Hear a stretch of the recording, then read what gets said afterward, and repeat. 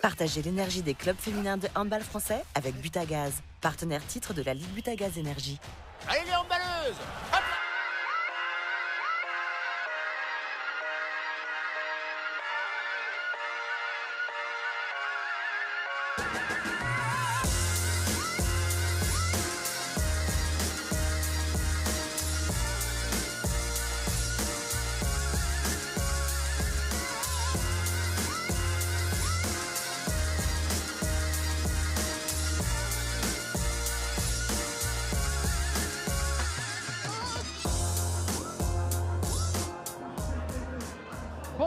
Bonsoir à toutes et à tous, bienvenue sur Sport en France pour un nouveau chapitre de votre feuilleton préféré de la Ligue Butagaz Énergie.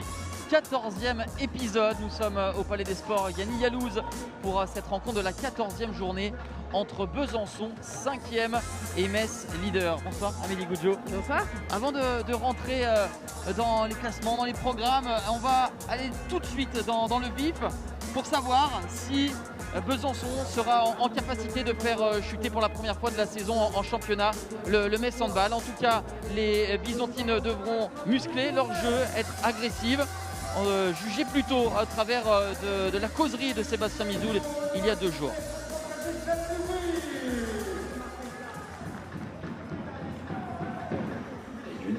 Et de deux, il va falloir commencer à sortir la boîte à gifles.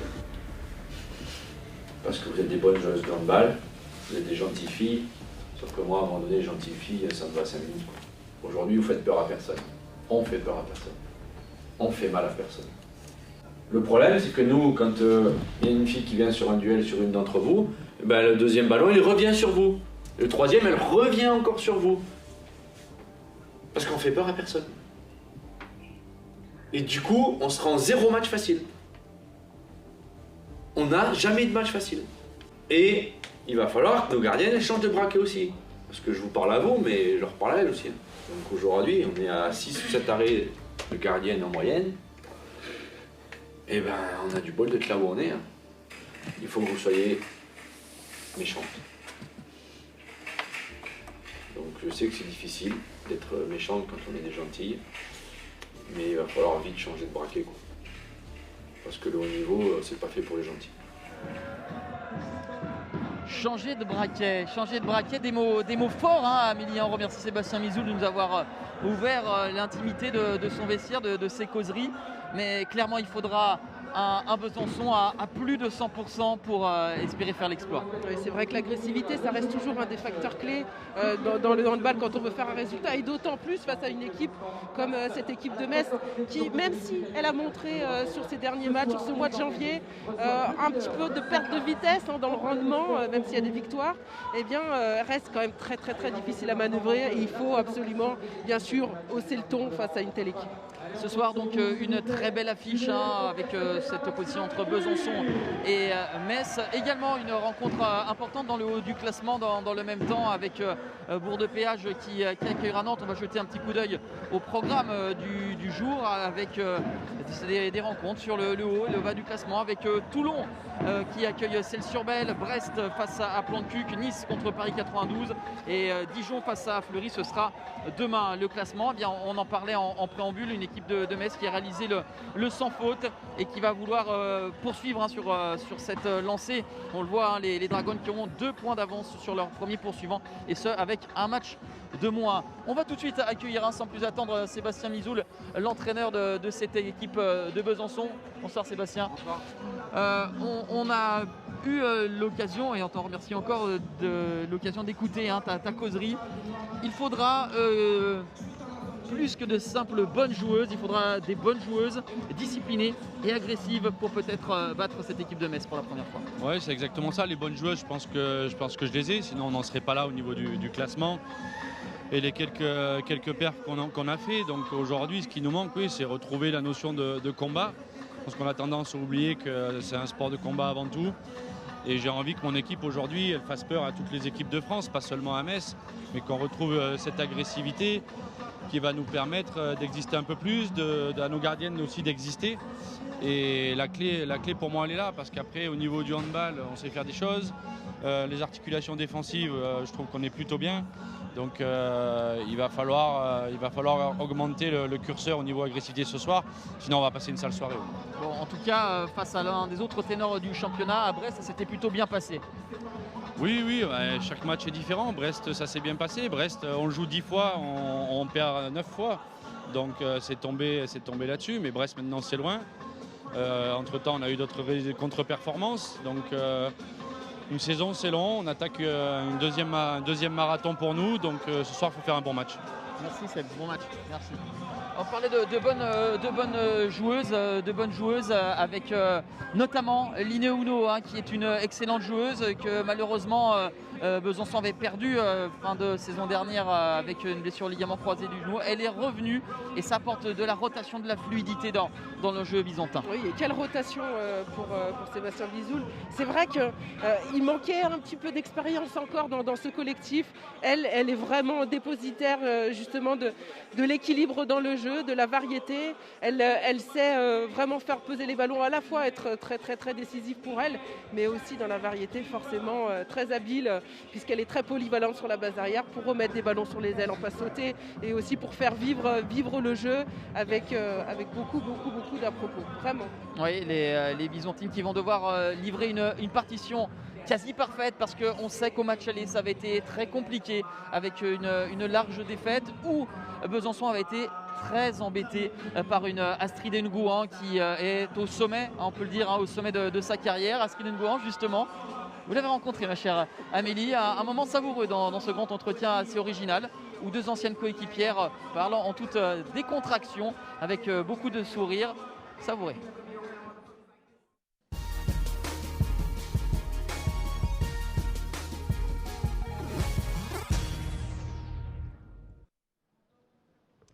Bonjour et bienvenue pour le grand entretien. Astrid, bonjour. Bonjour. C'est un moment un peu spécial, un grand entretien un peu spécial. Spécial déjà parce que les liens qu'on peut partager tous les deux, par rapport au fait qu'on était anciennes coéquipières, au fait que à l'époque, tu te souviens, tu étais mon poulain, comme on disait, un peu la grande sœur qui partageait. Et puis toi aussi, surtout, spécial parce qu'on a envie de te découvrir un peu plus, toi la joueuse, mais aussi par rapport à ta personnalité. Donc pour ça, voilà, on a prévu d'amener quelques images pour partager, pour amener un peu plus la discussion. Donc la première image, c'est celle-ci. Donc il y a quatre photos exactement sur cette image, avec 4 titres dans 3 clubs différents. Est-ce que tu peux nous dire ce que ça t'évoque, ce que ça raconte aussi de ton parcours, qu'est-ce que ça dit? Waouh. C'est vrai que déjà la première, ça date, ça date vraiment. C'est vrai que j'ai fait quand même pas mal de clubs et j'ai eu la chance aussi du coup d'avoir des titres, de passer des moments merveilleux. Que ce soit le premier, j'étais encore au centre de formation, il me semble. C'était mon premier titre, je crois d'ailleurs. Ouais, avec Paris. Ouais, c'était mon premier titre. À Brest, oui, remporter la Coupe de France. Et à Metz, enfin, être championne de France, parce que j'étais toujours vice-championne de France. Et finir par l'Euro en France, à Bercy, devant toute ma famille, mes amis, c'était vraiment un moment super, super magique. Ouais, à chaque fois, des émotions un petit peu différentes. C'est ça. Et tout au long de mon parcours, c'était cool. Et est-ce qu'il y en a un qui a une saveur particulière Non, on va dire que vraiment les 2 dernières, c'est-à-dire l'Euro en France et celle de Metz, en fait, plutôt particulière parce que comme je disais, avec Metz, c'était la première fois enfin que j'étais championne. J'en avais vraiment marre d'être vice. Et l'Euro, une première compétition en France avec l'équipe de France, vraiment devant mes proches, c'était vraiment fort. Ouais, comme un aboutissement aussi de tout le travail que tu avais pu faire. Tiens, on va passer sur la deuxième photo. Est-ce que tu te souviens de ce moment-là? C'était ta première sélection en équipe de France. Ouais, je crois que c'était en France.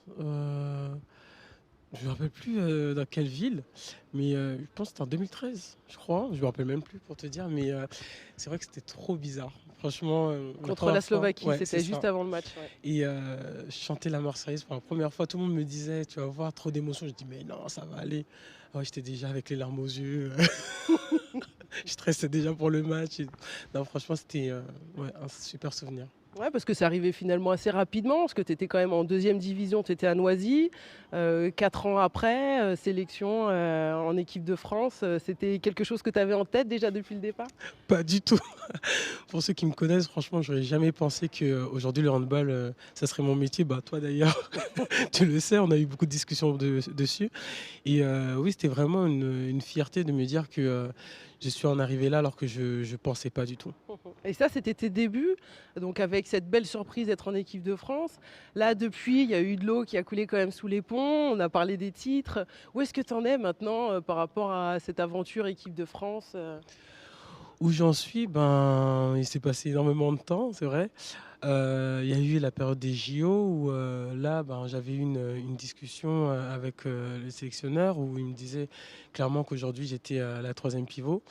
C'est vrai qu'à l'Euro, je l'avais assez mal vécu, on va dire, en fait, d'être dans les tribunes tout le long de la compétition et je me suis dit que je sens qu'aujourd'hui je peux plus le faire en fait. Donc bien sûr que si on a besoin de moi, je serai disponible, mais pas rester toute une compétition dans les tribunes. Donc j'ai préféré en tout cas lui dire les choses. Lui aussi, il a été honnête avec moi en me disant la place que j'avais au sein de l'équipe et puis voilà. Hein. Donc Ouais, c'est vrai qu'avec le changement de statut, on peut accepter par moment, et puis il y a d'autres moments où finalement quand on évolue, eh bien c'est vrai, on a d'autres intentions de différence. Là, tu es vraiment dans une saison assez extraordinaire, je dirais ce que tout le monde dit en ce moment, la meilleure saison de ta carrière, 80% de réussite au tir, 3,2, je crois, si ma mémoire est bonne, de buts inscrits par match.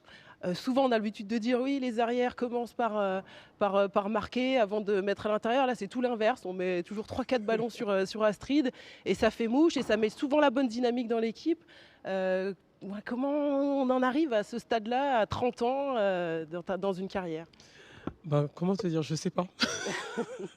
Je sais pas du tout, franchement, même moi, je suis un peu choqué, on va dire, de mon début de saison. Je suis vraiment contente parce que c'est vrai que quand on dit 30 ans, on se dit, bon, voilà, tu prends de l'âge, etc. Alors que non, mais je me sens bien, je suis vraiment contente. Après, c'est vrai que ça fait 4 ans quand même que je suis à Metz. Donc, 4 ans que j'ai des affinités avec les filles aussi, elles arrivent bien à me trouver. Donc, franchement, c'est cool et je travaille super bien ici. Donc, Mais justement, quand on fait le lien avec ce que tu disais par rapport à l'équipe de France, est-ce que tu en as fait un justement entre ce début de saison extraordinaire et le fait que tu aies peut-être dit certaines choses, que tu aies pris peut-être un peu de recul par rapport à d'autres?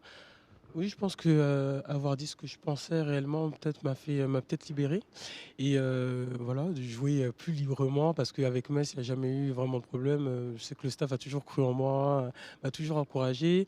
De pas aller en stage, bah, j'ai découvert ce que c'est d'être en club et de faire des spé. Donc aussi ça c'est important et je découvre encore que voilà, qu'on apprend toujours, même à 30 ans. Donc ça c'est cool. Ouais, qu'on peut toujours faire évoluer son jeu. C'est ça. Alors, une autre petite photo vidéo. Wow. Voilà. Alors, je te la passe.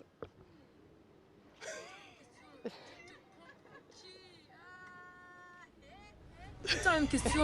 Tu te prends pour qui?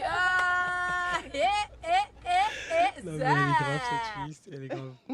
Ouais, je sais très bien qui vous l'a envoyé. Ouais, alors tu vois, cette photo, c'était vraiment parce que il y a la joueuse qu'on peut voir sur le terrain, mais il y a aussi sur scène cette joueuse-là et la personnalité que tu peux avoir toi dans le groupe et ton rôle. Justement, est-ce qu'on est la même? Est-ce qu'on est deux personnalités? Est-ce qu'on a deux images pile face? Est-ce que Je dirais pas des images, mais c'est vrai que sur le terrain, je suis pas du tout celle en dehors. Bah, ceux qui me connaissent, justement, ils sont vraiment choqués en fait que je sois un peu, on va dire, sur le terrain un peu énervé. Je suis un peu énervé, je pense. Je suis un peu méchante. Alors qu'en dehors, j'aime bien déconner. Je pense que je saoule aussi, surtout. Surtout. Je suis toujours en train j'ai envie de m'amuser, de profiter de la vie. Donc, je me prends moins la tête, on va dire. Je me prends pas du tout la tête, mais des fois, je devrais peut-être un peu plus. Ouais, c'est vrai que tout le monde adore ta personnalité, ta capacité à t'adapter et puis ton enthousiasme, ta joie de vivre qui déteint sur toute l'équipe. Merci beaucoup Astrid d'avoir joué le jeu, de participer à ce grand entretien. On était ravis. Voilà, on est avant cette fameuse rencontre entre Besançon et Metz. Donc on a hâte de vivre un moment fort. Merci à vous. séquence très sympa du sourire, de la décontraction. Ma chère acolyte, ne vous en déplaise, on viendra vous ressolliciter parce que ces moments de complicité avec des anciennes partenaires, ces moments de complicité entre anciennes handballeuses, c'est toujours assez savoureux. Et on a une Astrid Nguyen, effectivement, on la voit ultra concentrée avec la tenue de guerrière, le masque de concentration qui dénote avec le côté bout en train dans le civil. Évidemment, Astrid Nguyen qui sera l'une des pièces majeures pour le Metz Handball. Il y en a énormément et si Astrid Nguyen performe tant, eh bien c'est qu'aussi, évidemment, Amélie, vous êtes bien placé pour savoir, il faut avoir une base arrière qui travaille bien pour vous.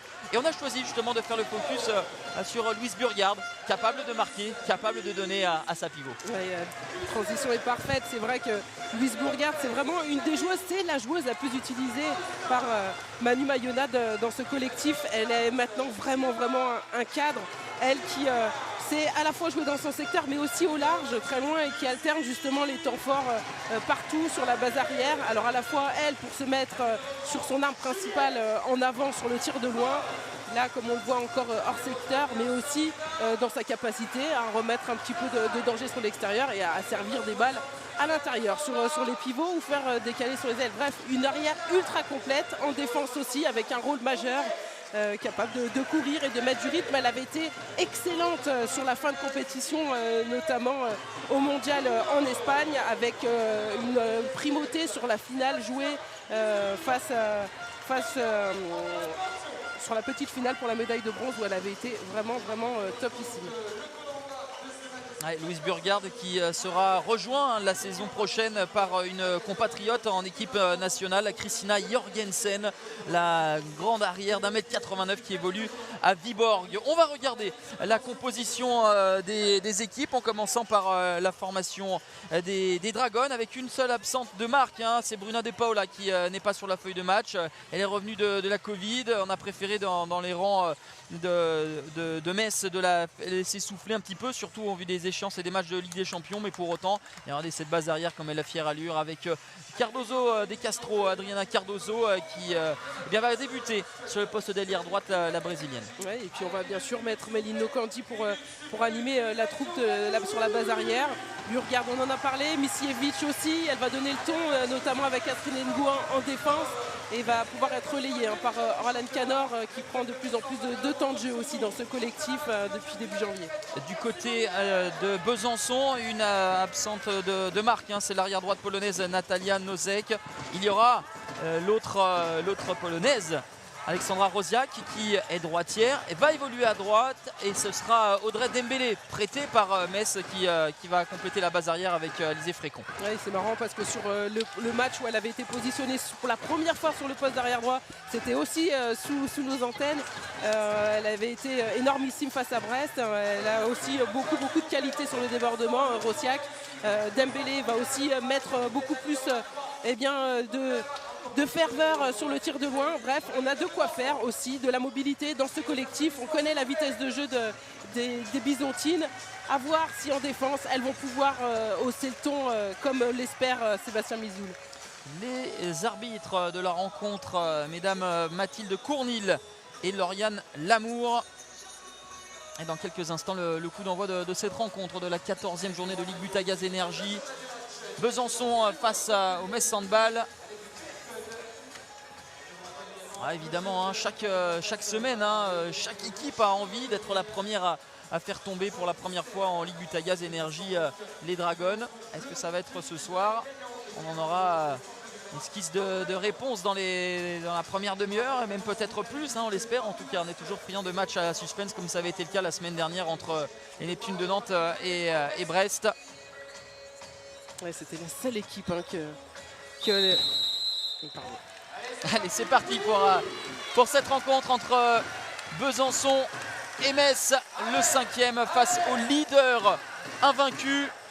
Engagement donné par les Byzantines, avec donc Sabrina Zazaï qui est préférée à Lucie Granier, qui a beaucoup été utilisée, que ce soit en équipe de France ou en club depuis quelques semaines, quelques mois. Ouais, c'est vrai qu'il y a cet enchaînement en Coupe d'Europe à gérer avec des matchs tous les 3 jours. Ça fait beaucoup d'intensité pour les joueuses. Audrey Dembélé avec Alexandra Rosiak. Le premier but de la Polonaise, ça fait 1-0 pour Besançon. Elle donne le ton avec ce tir là à mi-distance.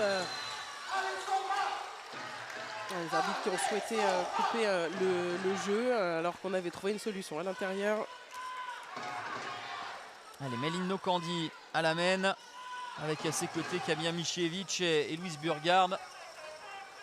Finalement, c'est Debbie Bont qui débute sur l'aile droite, contrairement aux informations qu'on avait pu glaner. Louise Burgard qui égalise. Louise Burgard, un très bon travail sur la base arrière et le tir croisé impeccable de la Danoise. Ouais, qui a profité de cette défense aplatie là pour tout de suite donner le ton.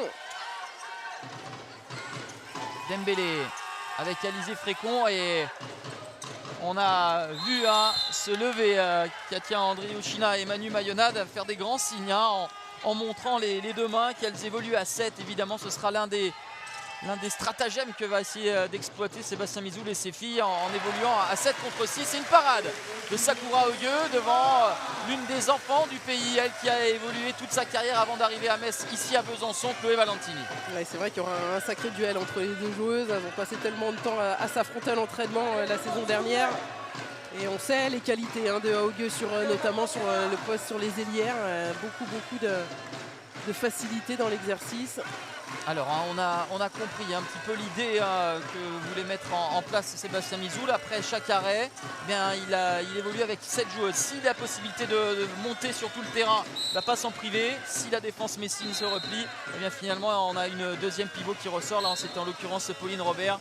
Et le retour dans la cage de Sakura Ogueux. On est bel et bien à 6 contre 6 dans le champ. Une vraie bataille tactique entre les coachs dès le début du match. Les ballons perdus, mésentente entre Zazaï et Rosiak. Et derrière, évidemment, lorsqu'elle peut déployer ses longues chevauchées, Méline Nokandi, eh bien, elle fait parler la poudre. 2-1 pour les Messi. Ouais, elle a vu qu'elle était encerclée, elle n'a pas pris le risque d'aller jusqu'à 6 mètres. Elle s'est bien élevée à 9 mètres pour battre Ogueux. Alizé Frécon. Avec Alexandra Rosiak.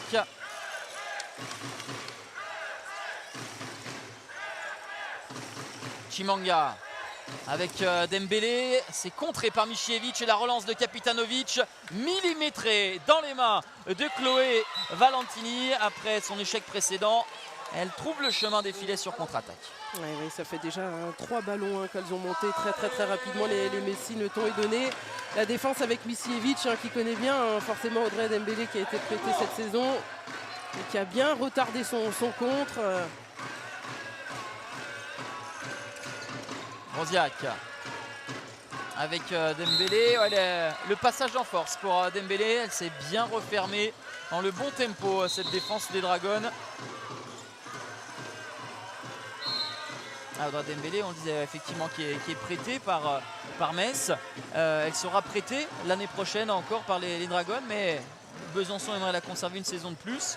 C'est en discussion, mais d'autres écuries évidemment ont été attentifs aux bonnes performances de l'une des jumelles Dembélé, puisque son autre sœur, Laurine, elle rejoindra Nice la saison prochaine. C'est vrai qu'elle a un profil assez pas atypique, mais en tout cas il n'y en a pas énormément en France, des arrières gauches de ce calibre avec beaucoup de capacité sur le tir de loin. Elle est promise à un bel avenir, peut-être l'équipe de France, et donc forcément beaucoup de clubs sont intéressés. Alizé Frécon avec Dembélé. Frécon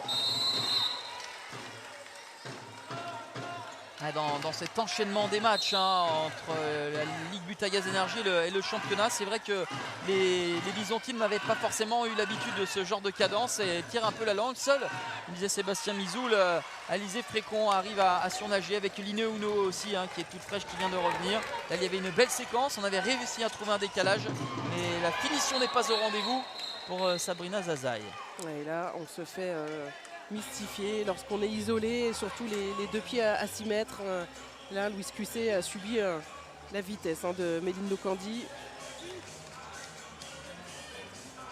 Si pour certains qui se posaient la question de la motivation et de l'implication de Méline Nokandi, qui sera parisienne la saison prochaine, elle a vraiment envie de finir de la plus belle des manières qui soit dans le club mosellan. Oui, surtout que c'est une saison remarquable. Alors c'est vrai qu'on parlait de petits pas remous, mais en tout cas un petit peu moins d'intensité sur le début de janvier, mais c'est souvent la période aussi où on parle beaucoup du mercato, des changements, etc. Donc le groupe peut se déstabiliser à ce moment-là avant de peut-être mieux repartir là, sur ce mois de février. Frécon avec Rosiak. Dembélé, Rosiak qui a tenté la passe aveugle pour aller alerter à l'aile. Chimanga, ça a été touché. Une nouvelle possibilité pour Besançon avec beaucoup de détermination de la part d'Audrey Dembélé pour inscrire le deuxième but de son équipe. Ouais, elle n'avait pas réussi sur sa tentative de loin. Au près, ça marche. Et par contre, ça va très vite côté Metz qui a déjà en 3 secondes mis les pieds à 6 mètres. Elles sont redoutables, hein, ces Dragons, parce que lorsqu'on met beaucoup de cœur à l'ouvrage pour marquer, pas le temps de savourer le but inscrit que le jeu de transition s'opère.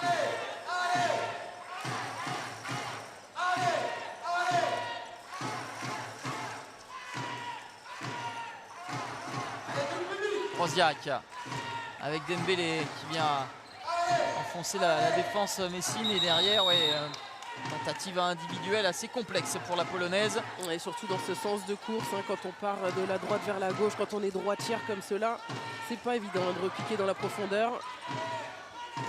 Pauline Robert toujours à une de plus sur le champ. Les Byzantines, vite la sortie de Chiara Chimanga pour permettre le retour de Sakura Ogue. Louise Burgard, la bonne défense de Chimanga. Forcément Amélie, face à une équipe du calibre de Metz, il faut innover, il faut inventer, essayer de perturber l'adversaire. Des choses qui sortent du commun. En défense, pour l'instant, on est très classique. On reste à 6 mètres. Pas forcément d'initiative, de tentative. Vous parliez justement d'innovation et de vouloir perturber. Et là, on reste vraiment trop aligné. Aucune difficulté pour on n'a pas pu toucher justement ce que réclamait Sébastien Mizoul. Là on a vu pas mal de facilité finalement pour la géante croate pour venir finir au près pour la deuxième fois de suite. On n'a pas eu à s'élever en dehors des pointillés. Ballon perdu avec Chloé Valentini et le très bon retour de Sakura Ogue.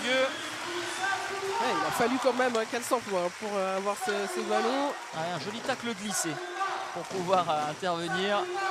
La gardienne norvégo-japonaise qui sera elle aussi donc associée à une compatriote la saison prochaine. Tonje Lerstadt, gardienne de Chola, le club norvégien qui affronte Besançon en Ligue européenne. Magnifique. Louise Burgard qui s'est élevée et qui a presque pendant sa suspension pris l'information de savoir où se situait Sakura Ogue pour tirer de l'autre côté. Toujours pareil, la défense très alignée à 6 mètres. Elle profite de cet entre-deux là pour aller planter son bras. Alizé Frécon, on n'a pas souligné tout à l'heure l'apparition de Line Uno, la danoise. Elle avait été brillante sur les 2 derniers matchs notamment face à Mérignac où elle avait déroulé son jeu, où elle avait été précieuse. Pareil contre Zagreb ce week-end. Et le temps mort posé par Sébastien Mizoul. Son équipe est menée de 5 buts. Oh, défensivement, on fait pas ce qu'on a dit. Oh, je peux marcher dessus, il n'y en a pas une qui sort pour aller taper.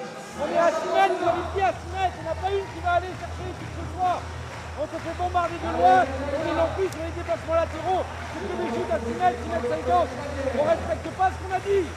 Oh, faut reprendre là, faut y aller. Ok, en attaque, vous êtes tranchant, il y a des duels qui sont gagnés, on s'arrête pour faire une passe. Allez, go.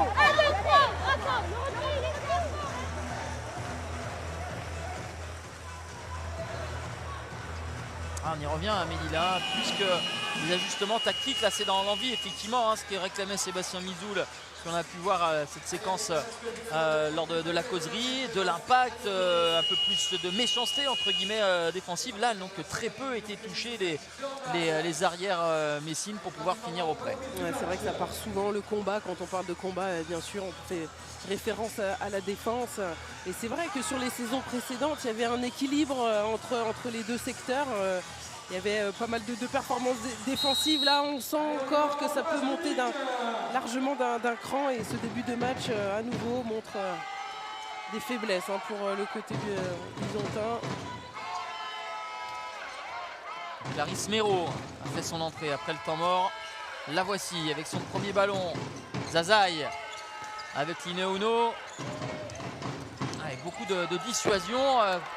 Ça contrecarre ce qu'elle voulait mettre en place, les enclenchements. Et derrière, bien, on termine par un demi-tir dans une demi-position. Ça passe au-dessus. Et derrière, les Messines qui accélèrent, même si il y avait une passe compliquée de Nokandi pour Beauregard. Ouais, elles tentent beaucoup plus de choses en défense côté Metz. Elles sont beaucoup plus joueuses. Elles induisent les comportements des attaquantes adverses alors qu'on subit côté Besançon. Regarde avec Michievich pour Astrid Nguyen. C'est de la récitation.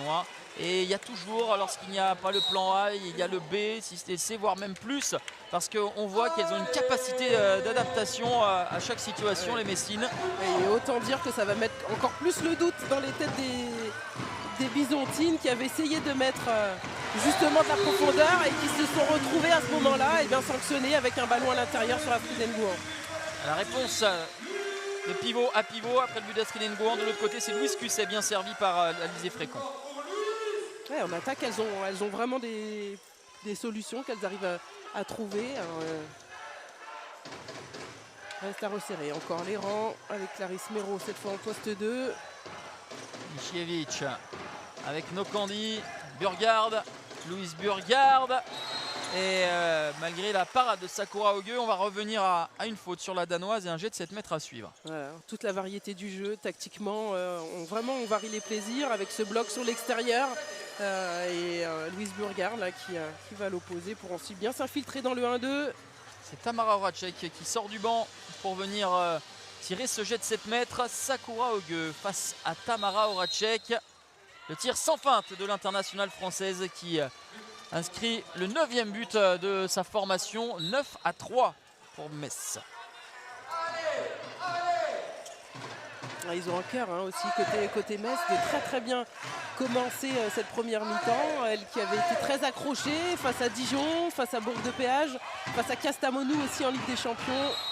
Là pour l'instant elles sont parties vraiment bien. Jet de 7 mètres pour Besançon, 2 minutes pour Louise Burgard qui a été prise par ce débordement de Clarisse Méraud. Il y a des cannes de feu toujours côté Clarisse Méraud. Elle a été longtemps mise de côté avec son opération du nez, mais depuis début janvier, elle revient progressivement à son niveau. Sabrina Zazaï face à Ivana Kapitanovic. Et la gauchère qui remporte ce duel. Elle a anticipé du bon côté, mais légèrement trop tardivement, Ivana Kapitanovic.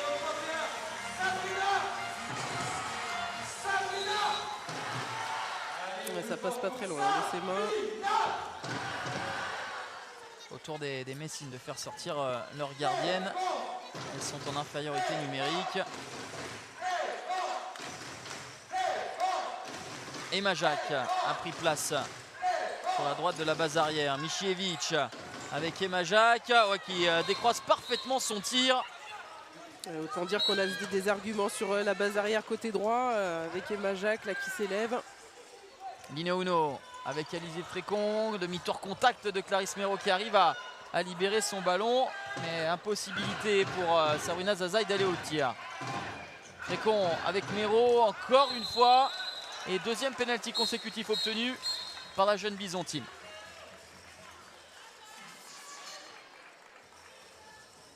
Et voilà une joueuse qui met vraiment la tête dedans, qui a envie d'aller s'exprimer sur le duel et qui le fait très très bien là sur la prise d'intervalle, le jeu au pré.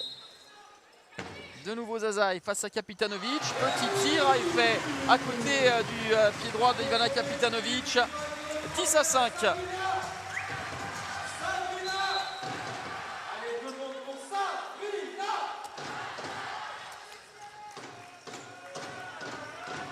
La sortie de Kamia Michievich, apparition d'Orlan Canor. Je regardais tout à l'heure Amélie, je voyais Astrid Nguyen, Emma Jacques et Michievich. Il faut rajouter Jorgensen et son 1m89 l'année prochaine. On va pas beaucoup voir le soleil lorsque ces joueuses vont se présenter. Ouais, c'est vrai qu'il y a de la taille dans le collectif. Mais il y a de la rapidité dans les rangs bisontins, même si le repli des Messines a été efficace. Bonne séquence défensive au passage pour la récupération de cette balle. Ouais, ils avaient tout lu de cette attention de passe des Majac. Mero avec Frécon, la passe sautée avec Karachi Manga. Elle avait un angle très restreint, elle avait choisi le premier poteau. Ça rebondit justement sur le poteau et sort en touche.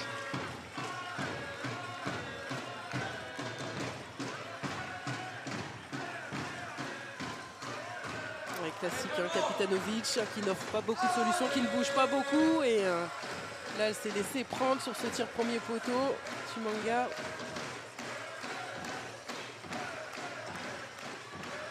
Et Majac avec Michievich, Nokandi, Chloé Valentini. Et ça va vite, beaucoup de mouvements. On avait mis du volume, de la densité, mais il y avait aussi beaucoup de mouvements en attaque pour Metz. Et ça s'est conclu par Astrid Ngoor. Ouais, si on n'arrive pas à enterrer le ballon, si on n'arrive pas à faire vaciller le bras porteur, derrière ça expose beaucoup de balles à l'intérieur. L'échec de Sabrina Zazaï. Et derrière le ballon monté par Méline Nokandi avec Chloé Valentini. Le passage de bras. Elle la connaît très bien, son ancienne partenaire Clarisse Mero. Voilà, l'intention sur l'extérieur, sur le débordement extérieur. On voit le tir raté qui est tombé pile dans les mains de Chloé Valentini. Le tir en appui désaxé de la part de Méline Nokandi, ça a été détourné. Ça a donné une trajectoire difficile à lire pour Roxane Franck qui vient de rentrer. Roxane Franck battue par sa future coéquipière au Paris 92. Ouais, c'était l'annonce de cette semaine aussi, ce transfert de la Byzantine.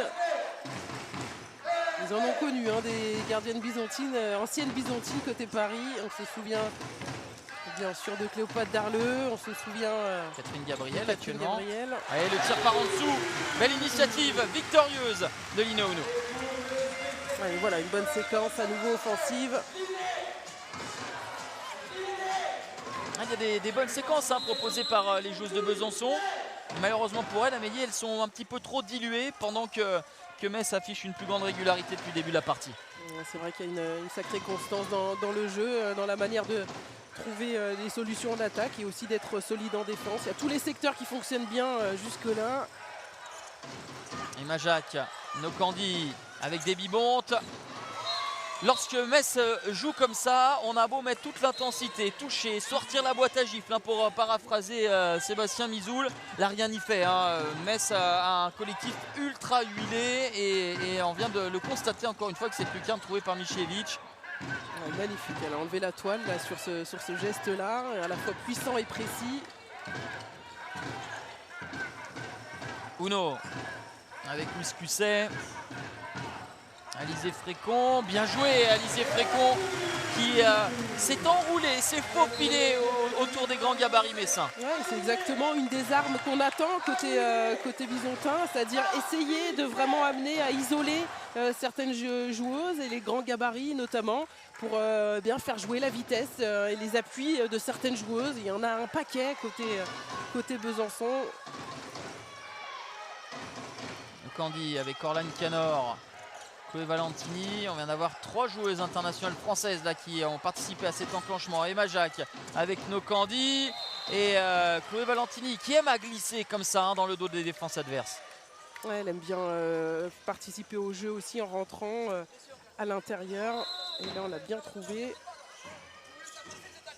Emma Jacques avec Nokandi. Orlane Canor et le ballon n'a pas pu être intercepté par Line Ouno. Opportunité pour la néerlandaise des Bibontes.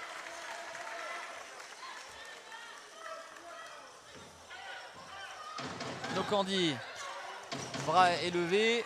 Emma Jacques, elle a pas sauté. Ouais, c'était difficile au moment où elle allait sortir des limites du terrain. Ouais, on a continué, on n'a pas entendu le coup de sifflet. Le ballon sera rendu à l'ESBF.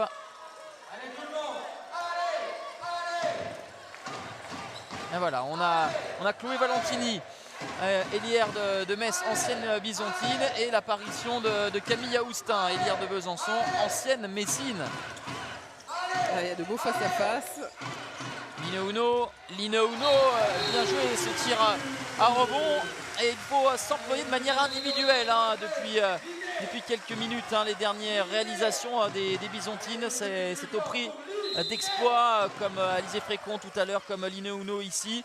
Alors ça marche sur ces coups-ci, mais est-ce qu'on peut faire perdurer ça sur toute une rencontre? Ça c'est moins certain. Ouais, c'est sûr qu'elles arrivent à énormément perforer. Après, tant que ça marche, aux Messines de s'adapter, d'être peut-être un peu plus ensemble, de s'entraider.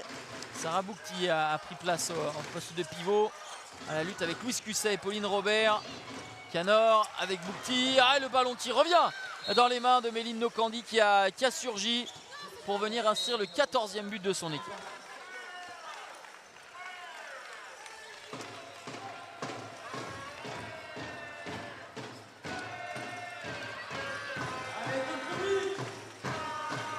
On a 3 profils associés sur la base arrière qui peuvent justement présenter beaucoup de mobilité.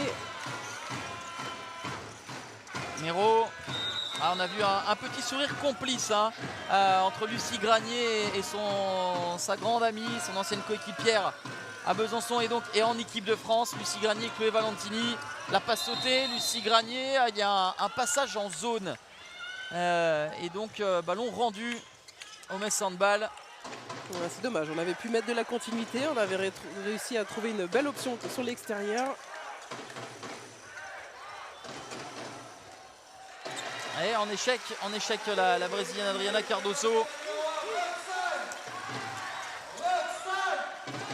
Line Uno avec Mero. Adriana Cardoso qui a été recrutée en tant que joker pour pallier à l'arrêt momentané, on ne sait pas, ou l'arrêt tout court de Melvin Debat. Et du coup, elle a été recrutée au club de Bera Bera, club espagnol, tombeur du Paris 92 en phase éliminatoire de Ligue européenne. Ouais, il y avait des besoins sur ce poste-là. Une saison seule sur le poste des Bibondes, ça faisait vraiment beaucoup, même s'il y avait la jeune Emma Touché là. Oh là, sur la fin de montée de balle, Tamara Horacek qui fait parler la puissance. Oui, toujours les mêmes situations où on tarde à monter et où on prend beaucoup d'options de loin puisqu'elles sont en réussite. Là, les arrières, elles continuent.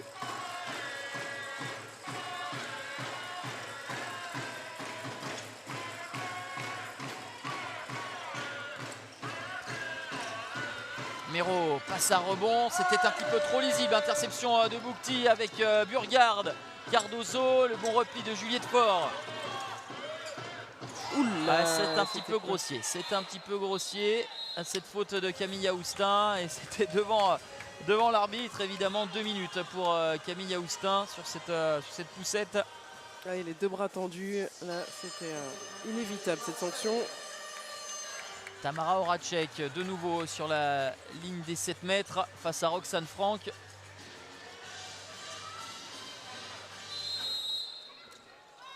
Encore une fois, sans feinte, mais un impact différent. Toujours la même réussite pour la numéro 11 Messine. Ça fait 8-16, un matelas de plus en plus confortable pour les Dragons qui ont eu tout de suite envie de se faciliter le match, ne pas laisser les Byzantines espérer. Ouais, c'était un des grands objectifs, on imagine, pour les Messines, que de bien entamer ce match, de rester solide, elles de le faire le maximum de temps possible jusqu'à la mi-temps. Ça serait déjà une belle première copie. Line Uno avec Juliette Faure. Ouais, on a l'impression que collectivement on n'arrive pas à trouver de faille parce que elle est bien huilée aussi cette défense Messine. Elle est en attaque, on l'a vu, avec 7 buts inscrits, mais elle a très peu encaissé aussi. Oui, elle est entreprenante. C'est vrai qu'il y a eu quelques solutions sur joueuses isolées, mais globalement elles sont bien ensemble. Burgard qui avait vu le but déserté par Roxane Franck. Le ballon légèrement vrillé et qui n'attrapera pas le cadre. Un sursis pour les Bisontines. Donc, il y a aussi beaucoup de densité physique, hein. C'est une équipe vraiment très costaud côté Metz. Et là, on n'a pas là entre la puissance et la vitesse, pour l'instant c'est vraiment la puissance qui l'emporte avec les Messines bien en place. Fort, la feinte de passe à rebond pour Louise Cusset et Alexandra Rosiak qui vient s'empêtrer dans la défense messine, et derrière forcément avec le but vide, c'est facile pour Tamara Horacek. Ouais, il la replacera peut-être à un moment donné sur le poste d'arrière gauche, la Rosiak, parce qu'elle est en difficulté à droite. Ah, évidemment, hein, c'est un grand manque, hein, le fait de ne pas avoir Natalia Nozek, la pure gauchère. Pas d'autre alternative, hein, pour Sébastien Mizoul sur ce poste d'arrière droit, de vraie gauchère et arrière droite de métier. Et donc Rosiak qui dépanne, elle qui rejoindra le club slovène de Krim la saison prochaine. Elle a fait un tel mondial, hein, plusieurs fois MVP avec beaucoup de buts inscrits. Elle s'est fait énormément repérer à ce moment-là. Le retour de Camille Aoustin sur l'aile. Cusset avec Rosiak, Linné Uno, Juliette Fort, Uno, ouais, le ballon qui voyage. Ouais, mais là ça fait plusieurs mauvais choix qu'effectue Rosiak, et forcément derrière évidemment on est en supériorité numérique pour monter sur tout le terrain, et Sarah Boukli, petite roucoulette pour battre Roxane Franck. Ouais, tout fonctionne, et même l'adresse à la fin, les joueuses qui sont très à l'aise dans le jeu. C'est un mois aussi assez dense pour les Messines, avec des confrontations en Ligue des Champions avec des adversaires directs. En championnat, elles ont envie aussi de donner le bon temps en venant essayer de décrocher une victoire à Besançon. Rosiak avec Audrey Dembélé. Qu'est-ce que c'est dur de s'approcher des 6 mètres messins. Très belle défense encore avec Louise Burgard. Laura Canor. Et on a bien compris, hein, côté défense messine, que ce jeu qui va de la gauche vers la droite, elle l'anticipe, elle ne se laisse pas du tout avoir par les initiatives dans le secteur central. Tamara Horacek avec Laura Canor, Louise Burgard. Canor, Burgard, énormément de mouvements. On a resserré et refermé les portes, mais de manière trop tardive. C'est un nouveau jet de 7 mètres obtenu par la Danoise. Ouais, rien n'y fait. On a toujours un temps de retard, et les Messines qui enfoncent le clou à nouveau.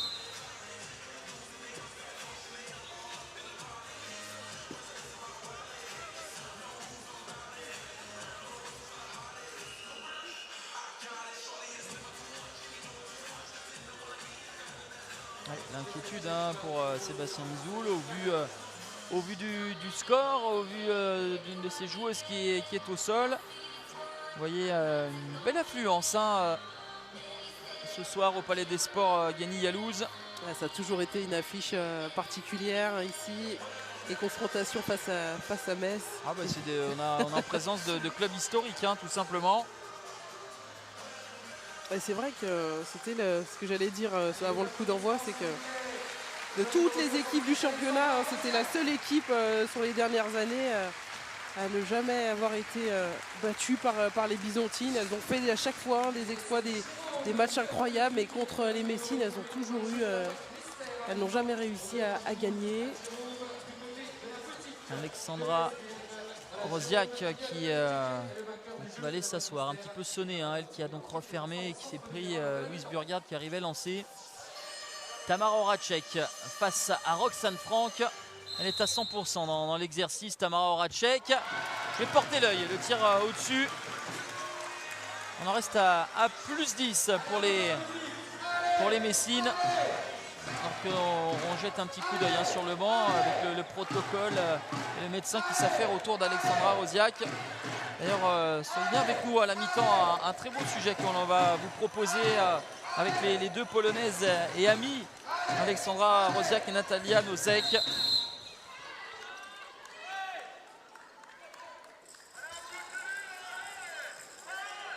On va rentrer dans les 4 dernières minutes de cette première période.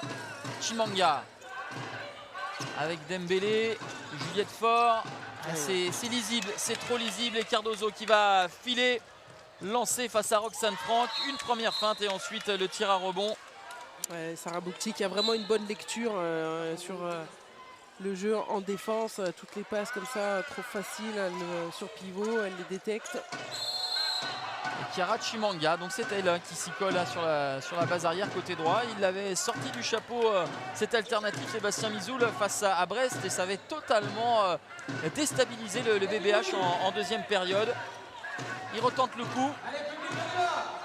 Ouais, mais pour l'instant on n'arrive pas vraiment à la mettre dans un face-à-face où la joueuse est isolée.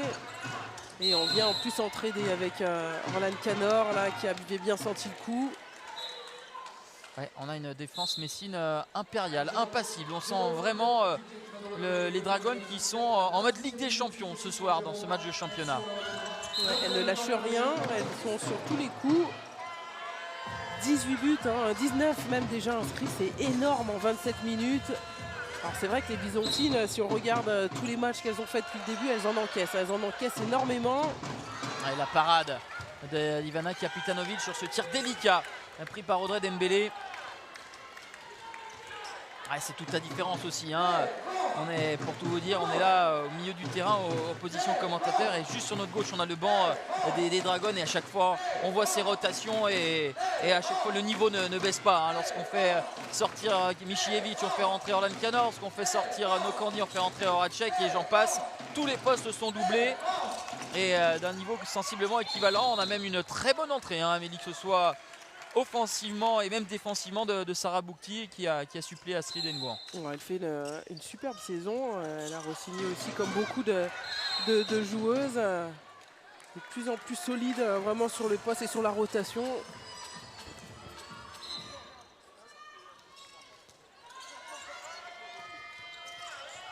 Sarah Boukti, le petit lob et encore une fois les initiatives Messine qui terminent par un but. On est sur du... là je vais vous laisser les maths Amélie, on est sur du 3 sur 22.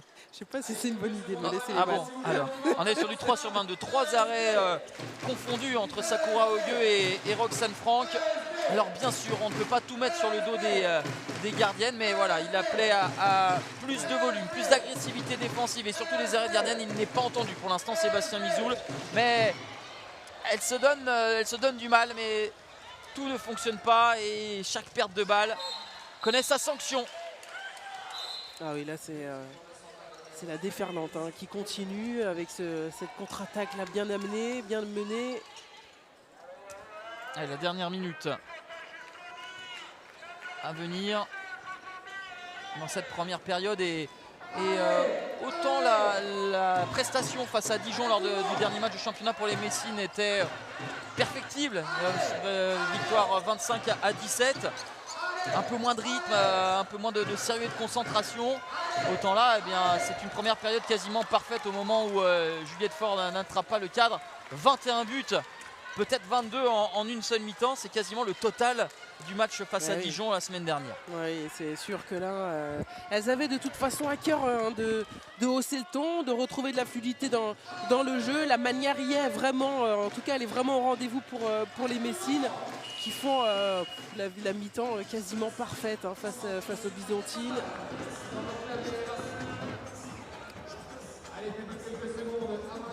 Je vous rappelle dans quelques instants, c'est Jérôme Piot, le ticket qui va venir nous retrouver au centre général pour le jeu de la boîte. Tamara, tu le remets. Et Sarah, il faut qu'elle arrive à glisser dans ce dos ici, là.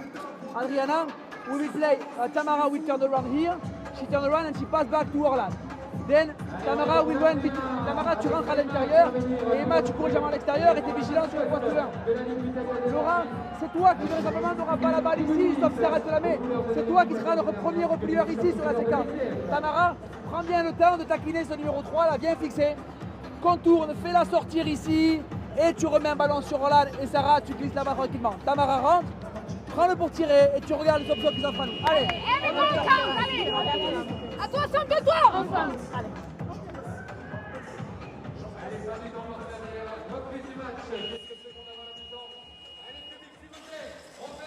On continue de travailler tactiquement. le coach messin, Manu Mayonnac, qui donne encore des consignes.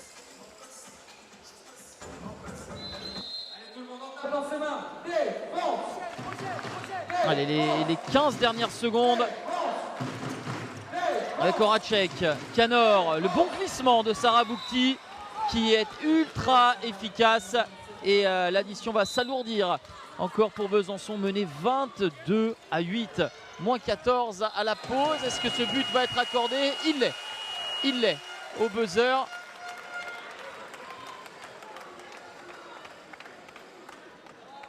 Ouais, là aussi, on est capable de glisser sur l'extérieur avec Pauline Robert là, qui s'arrache sur le tir.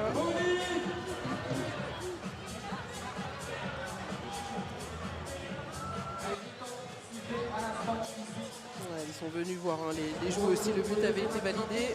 Amélie, le score eh bien, parle de lui-même pour l'analyse de ce premier acte. Oui, vraiment une première mi-temps très étincelante côté Messine. Elles ont fait tout ce qu'il fallait en termes d'agressivité, en termes de fluidité dans le jeu, en termes d'organisation. On a tout de suite donné le rythme avec des montées de balles successives pour prendre le dessus et commencer à mettre la tête sous l'eau aux Byzantines qui n'ont pas pu défendre comme elles le voulaient, pas pu mettre l'intensité qu'elles avaient envie, Jocelyn. Juste avant de la libérer, de lui permettre de rentrer au vestiaire, Audrey Dembélé avec une première période assez complexe. Bien sûr qu'il y a de nombreux axes de travail pour essayer de grignoter le retard. Par quoi commencer? Courir déjà, je pense qu'on prend trop de contre-attaque et effacer toutes nos pertes de balles, je pense que c'est le plus important. Et on a l'impression que même si vous avez de la bonne volonté aussi de faire circuler, vous vous heurtez à un mur, à une défense ultra organisée. C'est vrai que Metz a une très belle défense. Après, à nous de les faire bouger pour trouver des solutions à 6 mètres. Je pense que c'est notre axe de travail. Ouais. Et ben on verra ça. Merci. J'espère bien. Avec Tamara Horacek, Tammy, on a vu une copie ultra convaincante des Messines dans cette première demi-heure. Il était temps qu'elle soit ultra convaincante. Je pense que ça fait quelques temps qu'on a du mal, on s'entraîne bien, mais on n'arrive pas à le montrer pendant les matchs. Je pense que les 30 minutes là, elle en valent la peine, on a bien souffert et je pense qu'on est bien là. Parce que là, dans tous les secteurs, on a une articulation, une fluidité offensive, défensive. Il n'y a rien à jeter, rien à corriger presque. Rien à rajouter, encore être plus concentré parce que les 30 minutes qui arrivent, ça va être fatal. Il ne faut pas qu'on se déconcentre. Et aussi continuer sur cette lancée-là parce qu'on a laissé passer l'orage, entre guillemets, même si on a eu des victoires. Bon, maintenant, il faut rester concentré parce qu'on a un mois de février dur. Avec 8 matchs en 4 semaines, je crois. Exactement. Allez. Et des matchs de Ligue des Champions. Merci Tamara, à tout à l'heure. Voilà, une équipe de Metz, oui, elle parle de Ligue des Champions, en mode Ligue des Champions et qui surclasse largement cette équipe de Besançon. Certes un petit peu diminuée, on a vu Alexandra Nosiak et également l'autre polonaise Alexandra Rosiak et Natalia Nosek, les deux polonaises qui auraient pu, si elles avaient été associées, apporter davantage pour cette équipe de Besançon. Malheureusement, une des deux est blessée, mais pour autant, on les a rencontrées cette semaine avec un reportage de Thomas Miko qui vous amène à la découverte des deux polonaises de l'ESBF.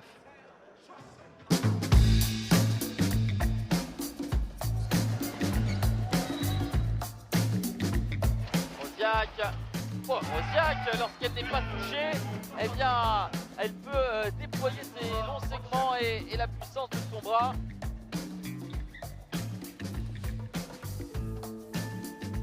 Bonjour, welcome, Sport en France. Bonjour Sport en France, bienvenue chez moi. It's good that we are together here so we can help each other.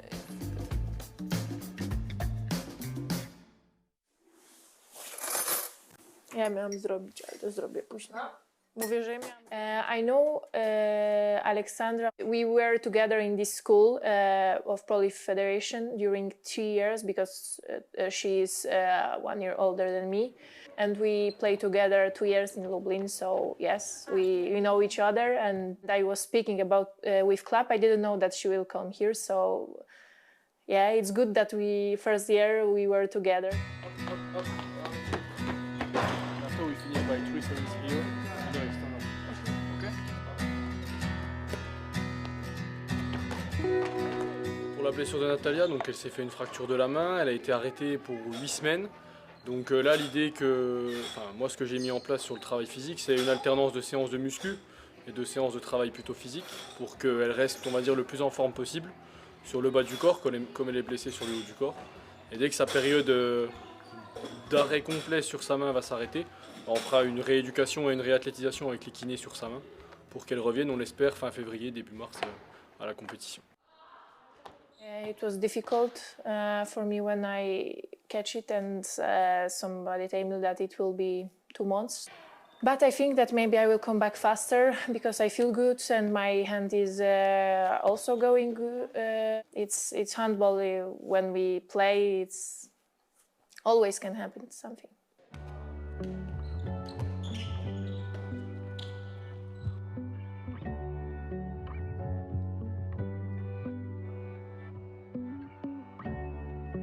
It's my medals from Poland.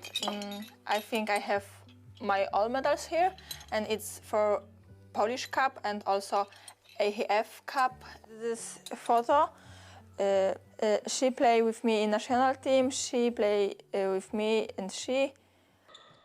J'ai repéré Alexandra parce que durant le championnat d'Europe l'année dernière, j'ai regardé quasiment la totalité de toutes les matchs de la compétition. Et c'est une joueuse qui m'a tapé dans l'œil au niveau de ses savoir-faire. C'est une joueuse qui sait tout faire offensivement, qui a du duel, qui peut tirer de loin, qui a des relations avec les pivots, relations avec les ailières.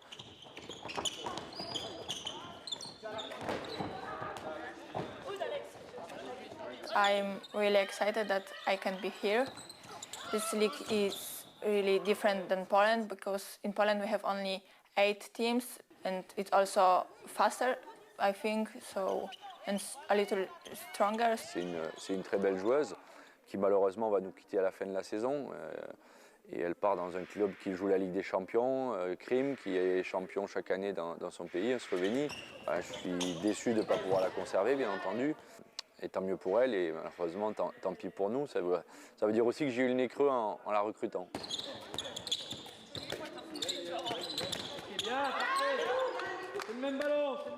Natalia, quand j'ai regardé les matchs de la Pologne ou les matchs de Lublin, j'avais déjà vu cette gauchère. Voilà. Et on a réussi à l'attirer à Besançon quand ça a été acté que Essatou Kouyaté partait à Brest. Je pense que le fait qu'il y ait Alexandra avec elle, ça a aussi facilité les choses. I'm so happy I'm here. It was my main option. Alors, je voudrais parler en français, mais je pense que je suis en petit stress. Cette équipe, c'est beaucoup de potentiel. Elle a une intégration tip-top, peut-être un peu plus réservée qu'Alexandra et encore. Et c'est une jeune joueuse. Les deux sont des jeunes joueuses de 23 ans, donc elles ont encore beaucoup de choses à apprendre et puis elles grandissent bien, nous apportent énormément. It's my favorite cup, and it's good sentence here. Yesterday is not belongs to you, tomorrow is not sure, and just today it's yours.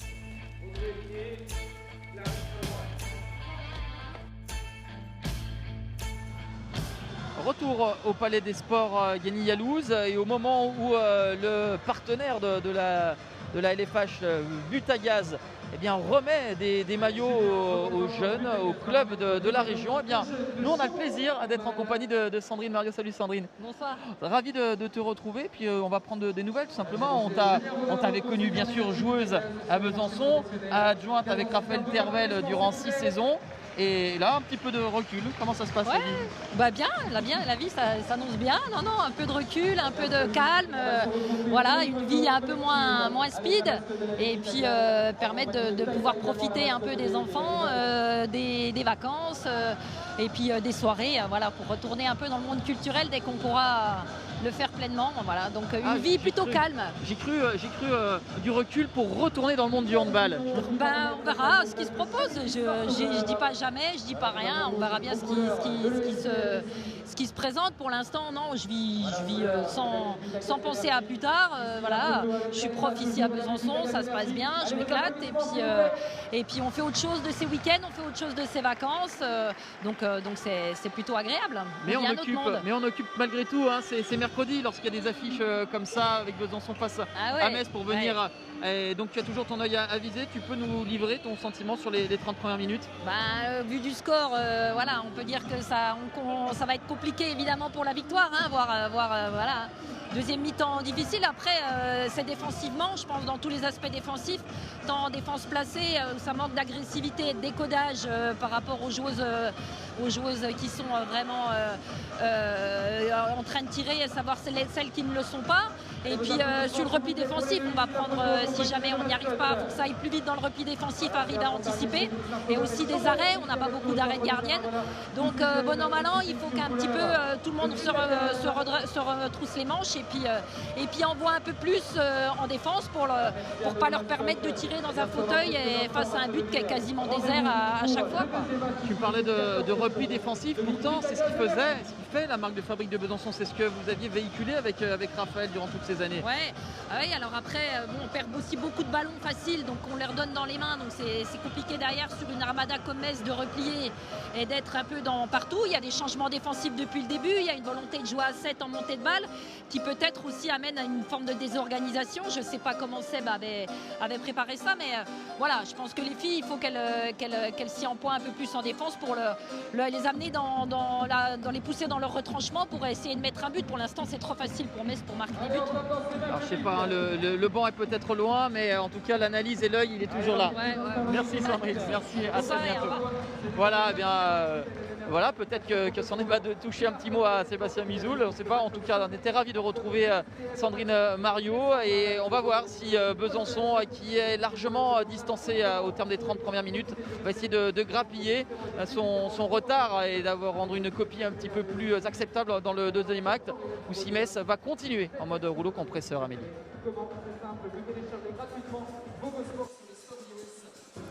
On va faire un petit focus. Est-ce qu'on a le temps de faire un petit retour sur les images de cette première période où on est peut-être... on va peut-être jeter un petit coup d'œil. Est-ce que François Caudal et Julien Perronnet ont ça sous le coude, hein, parce qu'on a eu vraiment de très belles choses.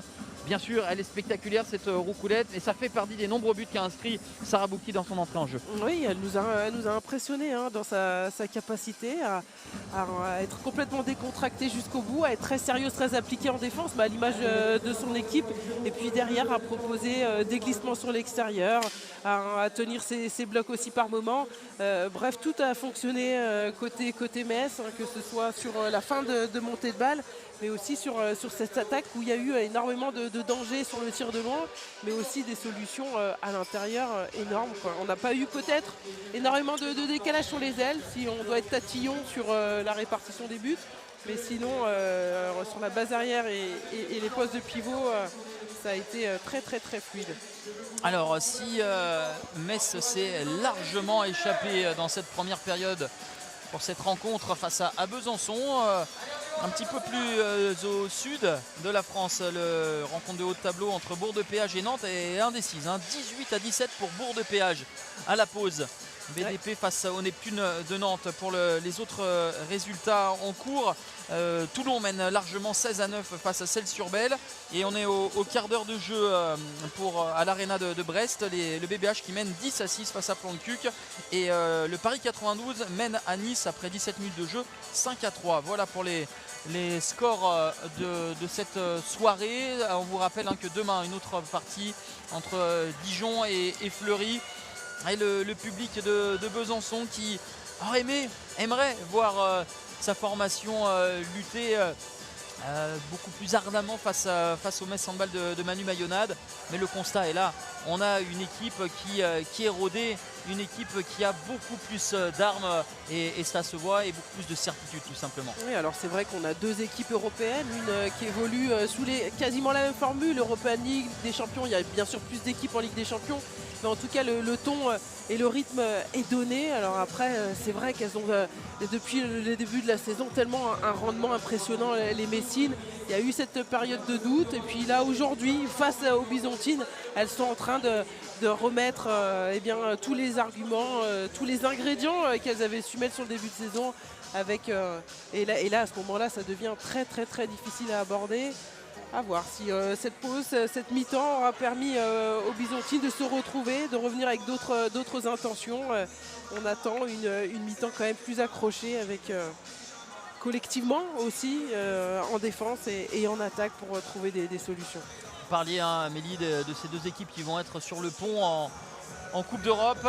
Ce sera samedi pour les deux formations avec un déplacement en Croatie face au Lokomotiv Zagreb pour Besançon et un déplacement ni plus ni moins face aux championnes d'Europe en titre, les dernières vainqueurs de la Ligue des Champions, Vipers Kristiansand. D'ailleurs, petite parenthèse, on a appris ces derniers jours qu'une internationale française rejoindra le club norvégien de Vipers, l'ancienne joueuse du Paris 92, actuelle de Crime, Océane Sercien, qui rejoindra Vipers la saison prochaine. C'est parti pour cette deuxième période avec l'engagement donné par le Metz Handball. On a vu vraiment ce qui témoigne de l'état d'esprit des Messines. On avait vu le but au buzzer inscrit par les Bisontines et Manu Mayonnac qui était venu contester, dire non, c'était après le buzzer. Vous voyez, on est à plus 13. Et bien même là où quand même le matin est ultra confortable, et bien on est toujours arc-boutiste pour avoir la perfection. Mais on peut l'être parce qu'il va y avoir, en tout cas c'est ce que l'on voit, une réaction des Bisontines avec l'interception de Lucie Granier et l'attaque menée par le SBF. On n'a pas pu se saisir de ce ballon là côté Louis Cusset. Louis Burgard avec Méline Nokandi, Michievich.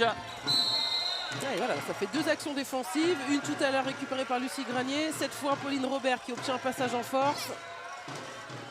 Lucie Granier qui fait partie des 3 joueuses nommées pour le titre de meilleure joueuse du mois, le trophée française des Jeux, avec les deux joueuses du BBH, Pauletta Fopa et Cléopâtre Darleux. Elle a eu quelques matchs où elle a été vraiment précieuse, notamment un où elle avait inscrit 11 buts sur ce mois de janvier face à Solin. Face à Solin, les Norvégiennes. Il y en a une qui est précieuse dans le secteur offensif, qui est l'une des rares à surnager et à trouver des failles. C'est Clarisse Méraud, de nouveau un penalty obtenu. Sabrina Zazaï face à Tadou Sako.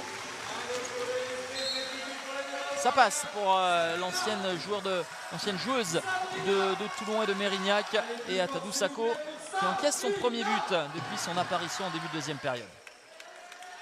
Elle avait été brillante, Tadou Sako, aussi face à Dijon, avec une perf à plus de 20 arrêts sur le match.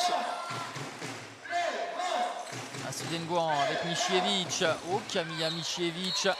Lorsqu'elle n'est pas touchée comme ça, eh bien c'est quasiment peine perdue pour les gardiennes. Là, bien sûr qu'on peut pointer du doigt les gardiennes qui ne réalisent pas d'arrêt, mais là c'est surtout les défenses qui ne touchent pas assez. Et dommage pour Clarisse Méraud qui avait réussi à se mettre en position de tir, mais une nouvelle fois au prix d'un exploit individuel. Oui, c'est ça, elle arrive toujours à trouver la faille, en plus quand elle arrive lancée, et derrière elle enchaîne une bonne action défensive là, face à Louise Burgard. On revoit le tir magnifique de Michievich, c'est parti très vite et fort, toujours aussi précis qu'en première période. Vraiment une fois absorbée sa fameuse période d'adaptation, Michievich, elle donne vraiment la pleine mesure de ses capacités. Burgard, Louise Burgard, on a vu la détermination dans la course, dans l'impact, les sauts, et tout était au summum pour pouvoir inscrire ce 24e but. Oui, mais c'est ça qu'elle n'arrive pas à sentir en défense. Elle en parlait, Sandrine Mario, à la mi-temps, sentir le moment où l'adversaire a vraiment une intention et porte du danger, et c'est à ce moment-là qu'il faut arriver à mettre de la profondeur. Camille Aoustin qui exploite ce beau décalage de Clarisse Méraud avec Tadou Sako qui s'est un petit peu affaissée. Elle a choisi l'impact haut. Méline Nokandi avec Michievich.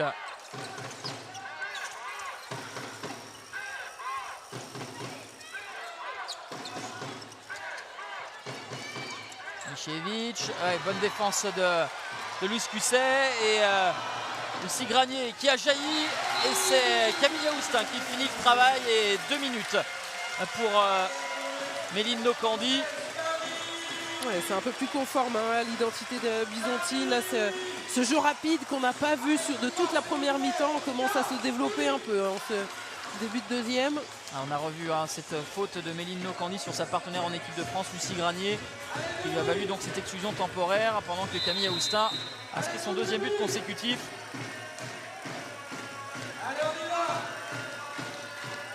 Cardozo avec Burgard, Horacek.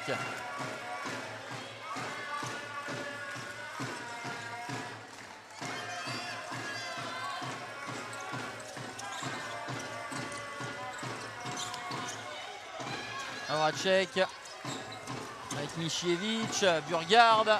Ah, là, il y a de la densité. Là, attention, tout est une question de curseur, hein, Amélie. Entre venir toucher, entre venir embêter l'attaque adverse sans se faire exclure pour autant. Ouais, c'est ça, toujours cette limite qu'il faut arriver à avoir. Là, par contre, le dernier plaquage va être sanctionné. Ouais, et voilà, on en parlait. Hein, c'est cette gestion hein, entre l'engagement et l'engagement excessif.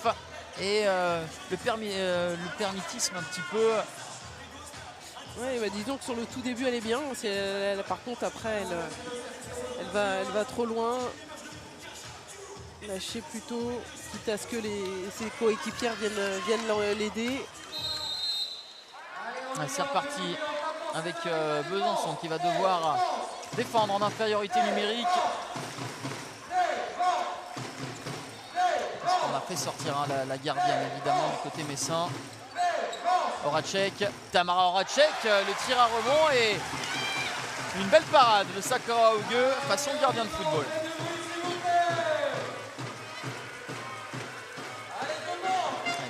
Ouais, c'est bien jeté, elle s'est donnée là, pour aller chercher ce ballon coin long. Alizé Frécon avec Lucie Granier. Inouno, le petit Schwenker, c'est fermé. Lucie Granier avec le jet de 7 mètres malgré cette intervention d'Atadou Sako. Et puis allez voir, non, elle a arrêté le jeu, l'arbitre. Non, ce sera simple jet de 7 mètres, pas de sanction. Sabrina Zazaï, elle est à 100% hein, dans l'exercice depuis le début de la partie.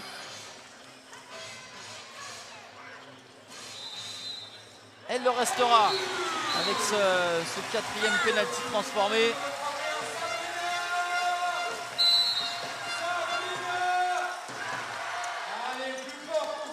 Tamara Horacek avec Michievich. Horacek, Burgard. Qu'est-ce qu'elle joue juste, Louise Burgard hein. Soit elle marque avec une extrême réussite, soit elle arrive à trouver les pivots ou encore s'infiltrer pour obtenir un pénalty. Ouais, elle avait bien compris qu'elle allait avoir une montée inversée, surtout qu'elle était un peu tardive côté Camilla Houstin. Derrière, elle en profite. Méline Nokandi pour le jet de 7 mètres face à Sakura Augueux. Oh, dommage, il y a eu un petit jeu de chat à la souris entre le tireur et le gardien. Elle était partie du bon côté.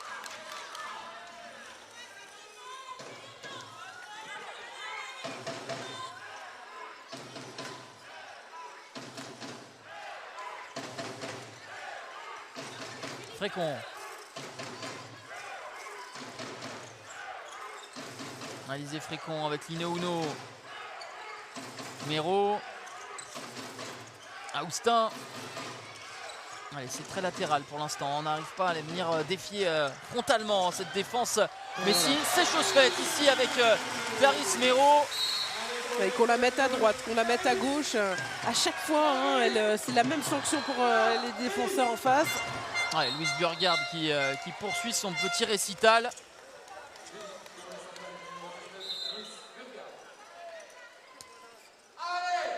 Une prise d'intervalle directe. Ça, elle l'avait encore pas trop exploité. On revoit, elle a un centre de gravité vraiment très très bas, hein, Clarisse Méro. C'est difficile en face. Elle a des cannes, on voit hein, des cuisses ultra musclées, surtout au niveau quadriceps. On va parler, Amélie, de sa polyvalence sur la base arrière à Clarisse Méro. Et c'est en cela où, malgré le départ hein, l'année prochaine d'Alexandra Rosiak, eh bien, on ne va pas recruter hein, sur ce poste d'arrière gauche où Clarisse Méro pourra parfaitement faire l'affaire. Surtout si Audrey Dembélé est prêtée une nouvelle fois. Et Méline Nokandi qui a profité du travail de ses partenaires qui ont écarté le secteur central de la défense byzantine. Là, on n'a encore pas su lire le jeu, des gros problèmes de répartition. On surnombre côté gauche hein, et derrière on sait bien lire le jeu, on sait lire les espaces. Louise Burgard des joueuses les plus en vue ce soir côté messin. Et Atadou Sako qui réalise une très jolie parade. Burgard avec Nokandi. Ouais, le bloc qui fonctionne.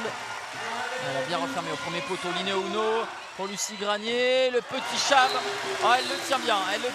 Elle a un poignet remarquable. Hein, Lucie Granier. Elle avait vu que Atadou Sako avait perdu son sens de l'espace par rapport à sa cage. Ouais, elle fait l'effort, là, Lucie. Elle a les mains sur les genoux. Elle commence à fatiguer. Alors c'est vrai qu'elle a été moins utilisée en première période, mais on sent hein, l'impact. On sent aussi le positif qu'elle apporte dans ce groupe, dans la justesse de jeu à la fois en défense, en attaque, sur tout terrain. Astrid Ngouan, le tir à pic pétrole, mais elle a été accrochée par Louise Cusset, un jet de 7 mètres.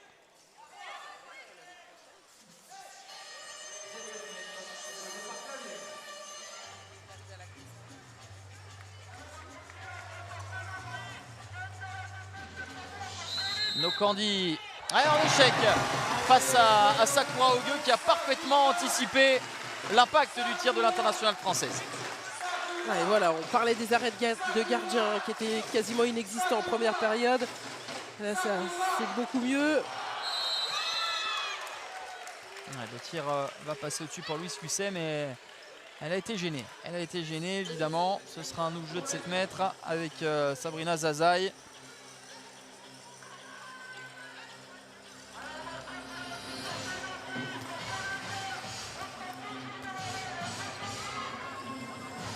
Zazaï face à Atadou Sako. Eh bien, à l'arrêt sur jet de 7 mètres de Sakura Ogueux, répond dans l'immédiat Atadou Sako face à Sabrina Zazaï. Le premier échec dans l'exercice pour les Lyres byzantines. Atadou Sako qui a envie évidemment de livrer une deuxième période dans la lignée, vous le disiez Amélie, de sa prestation XXL face à Dijon. Atadou Sako qui sera associé à la saison prochaine à Camille Depuiset dans les buts messins, la gardienne de Bourg-de-Péage qui rejoindra les Dragons. Ouais, ça va faire une belle doublette. Lineo Uno, c'est bien fait de la part de la Danoise. Ouais, toujours ces qualités d'explosivité là qui font la différence. Évidemment, Amélie, là il y a un écart qui est quand même assez important et l'enjeu pour Besançon sera minima de gagner la deuxième période. On était sur un 22-9 en première période et actuellement on est sur un 7-5 pour le SBF. Voilà, elles ont une belle réaction en deuxième période. C'est plus solide en défense. Derrière, on sent de l'envie aussi d'aller concrétiser en attaque. Cardozo avec Nokandi, Burgard. Michievich, le ballon qui circule, qui voyage, mais on a oublié de le libérer à temps pour Méline Nokandi. Sanctionné d'un passage en force. Voilà, et cette fois, Houstin, dans le bon timing, elle a bien fermé l'intervalle. Elle s'est bien interposée pour obtenir ce passage en force.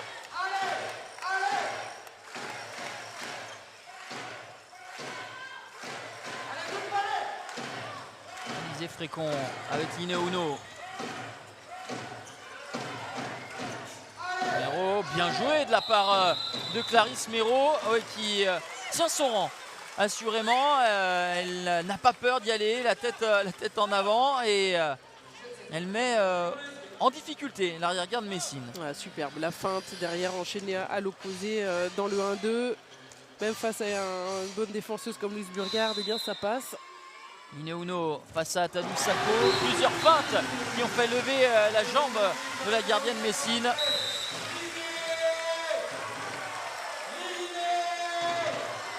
Il attendait une réaction Sébastien Bizoul, ça ne pouvait pas rester en l'état de cette première période assez creuse des Byzantines. Là, il y a vraiment du répondant. Ouais, et évidemment, c'est un constat qui n'a évidemment pas échappé à Manu Mayonade qui pose son premier temps mort dans cette deuxième période.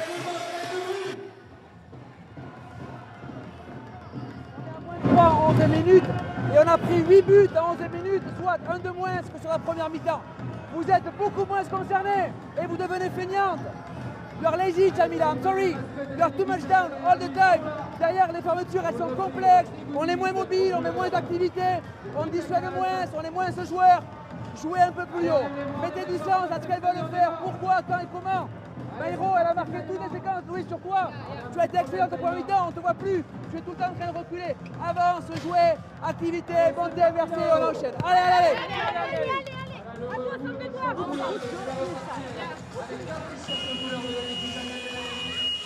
C'est comme souvent hein, dans les temps morts de Manu Mayonnatte, c'est assez limpide, c'est bien décrypté. Tout ce qui fonctionnait très bien, notamment défensivement du côté messin, bien on le voit, mais avec moins d'intensité et Besançon en profite. Oui, c'est ça. Il a demandé, en tout cas il essaie de les réveiller, hein, de les remettre sur le rythme qu'elles avaient et aussi en termes d'activité, de rehausser le ton.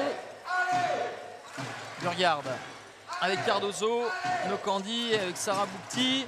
Les appuis de Méline Nokandi. Et puis un contre 1 extérieur juste pour éliminer Pauline Robert. Burgard, Nokandi avec Michievich. Les ballons qui continuent à voyager par contre. Oh, la tentée et réussi la roucoulette. Adriana Cardozo, toute sourire, de venir conclure cette action où elles ont dû s'employer pour s'extirper de la défense byzantine. Ouais, voilà, mettre beaucoup de continuité pour aller ensuite trouver un bon ballon sur l'extérieur. On ne disait pas tant sollicité que ça en première période, les ailières. Et bien là, magnifique cette finition. Louis Cusset avec Lineo Uno, Clarisse Méraud, Uno encore. Ouais, ça sort dans le bon tempo. Ouais, il a été écouté Manu Mayonnatte, mais voilà, on retrouve encore les choses qui fonctionnent, les tricks qui fonctionnent pour Besançon, à savoir les petits gabarits mobiles qui se profilent dans cette défense grande, mais peut-être un peu moins mobile latéralement. Oui, grande, et puis dans cette zone de fragilité, hein, sur ces blocs à 4, il y a toujours dans cet espace 1-2 des solutions à aller chercher. Pas forcément toujours s'empêtrer dans cette arche centrale, mais aller les provoquer sur les extérieurs. C'est très juste et bien réalisé. Michievich, tir rapide qui termine sur le poteau, ballon sauvé par Clarisse Méraud, la montée de balle de Camille Aoustin, le repli de la défense messine. On essaye de jouer sur toute la verticalité et toute la largeur du terrain. Ouais, en trélière, hein, parfois on a des regards, on a envie de délivrer aussi de bons ballons. Il va falloir remettre un temps fort en attaque.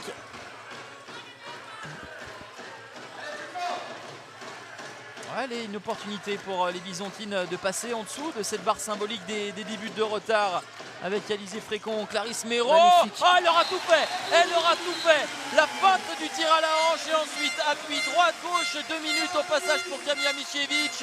Une très grande Clarisse Méraud. Ah oui, vraiment, derrière sa feinte, les appuis qu'elle propose, vraiment en France, on n'en a pas énormément des joueuses avec un tel 1 contre 1.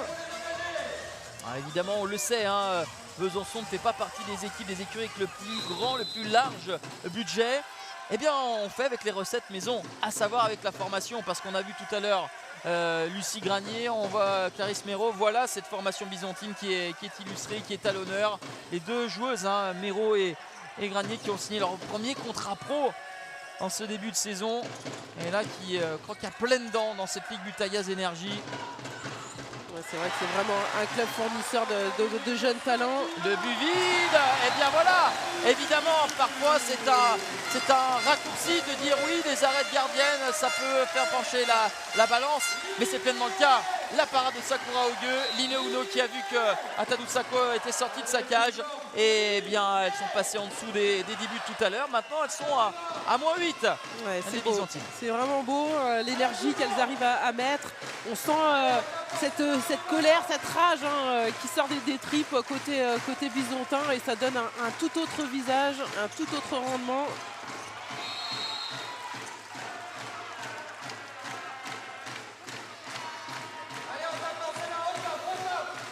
Quelle que soit l'issue de cette rencontre, hein, Amélie, souvent, et vous sans doute devant votre téléviseur, vous vous demandez bien qu'est-ce qui a pu être dit à la mi-temps, parce qu'on a un visage quand même radicalement différent de la part des Byzantines. Alors plutôt que de demander à une joueuse, on essaiera d'avoir Sébastien Mizoul pour savoir, parce que là, effectivement, les murs ont dû trembler. Et deuxième exclusion temporaire dans cette deuxième mi-temps pour Pauline Robert. Et même s'il y a eu des mots, hein, on s'imagine que Sébastien Mizoul a dû bien appuyer sur l'agressivité, sur le fait d'essayer de provoquer les joueuses pour qu'elles passent à l'action, hein, parce qu'on a beau se dire si, ça et comment, après tout reste à mettre en acte, et c'est en tout cas là ce qu'elles arrivent à traduire, hein, les Byzantines. Orlan Canor avec Méline Nocandi, Burgard, ouais, c'est bien fait, il avait bien travaillé Burgard pour Méline Nocandi qui n'a trouvé que le poteau, et derrière Line Uno n'a pas la même réussite que sur sa tentative de très très loin il y a quelques instants. Et sous le coup du repli des Messines, elle a tenté la mini suspension pour se passer par-dessus, ça a enlevé un peu sa précision, elle dribble et puis derrière, voilà, ça passe pas loin. Chloé Valentini, et bien voilà, si Sakura Ogue fait des arrêts, que ses partenaires parviennent à bonifier ses parades, et bien pourquoi pas, il reste 13 minutes encore à jouer. Ouais, elle est belle, hein, aussi, hein, cette parade là, coin long. Ouais, oui, tout est envisageable, pardon. On avait compris l'idée. Line Uno avec Louise Cusset. Clarisse Méraud, ouais, qui fait danser Sarah Boukti, hein, sur ses changements d'appui et reprises d'appui. Alizé Frécon. Méraud, encore une fois. C'est soit but, soit penalty, hein, lorsque Clarisse Méraud décide de mettre les gaz. On est vraiment dans une explosivité extrême, hein, sur ces profils de joueuses comme Laura Flip, où elles sont à la fois rapides mais aussi très très très explosives. Allez, Line Uno face à Ivana Kapitanovic avec une balle de -7. Ouais, qui n'est pas converti, le poteau, le rebond, ça passe au forceps pour Line Uno. Metz ne mène plus que entre guillemets, plus que 7 buts, mais en tout cas on est sur vraiment un temps fort proposé par le SBR. Ah oui, on rappelle le score à la mi-temps, 9-22, et les voilà maintenant, nous voilà dans un tout autre match. Ouais, on est sur un +5 dans cette deuxième période pour Besançon. Méline Nocandi avec Orlan Canor qui effleure ce ballon, sauvé par Chloé Valentini. On va pas tarder à lever le bras, c'est chose faite à part des deux arbitres. Nocandi, Méline Nocandi avec Louise Burgard, Orlan Canor, elle se démène les Messines, mais voilà, là où tout semblait était facile en première période, là cette fois-ci elle tombe sur adversaire beaucoup plus conquérant. Oui, on sent la cohésion, elles sont vraiment ensemble en défense. Ah, ça doit faire mal lorsqu'on allait au bout d'une défense comme cela, et bien de se heurter à la précision diabolique de Louise Burgard. Elle était importante, hein, cette balle pour les Messines, pour essayer justement d'enrayer un petit peu l'effervescence des Byzantines, qui avaient une période fabuleuse.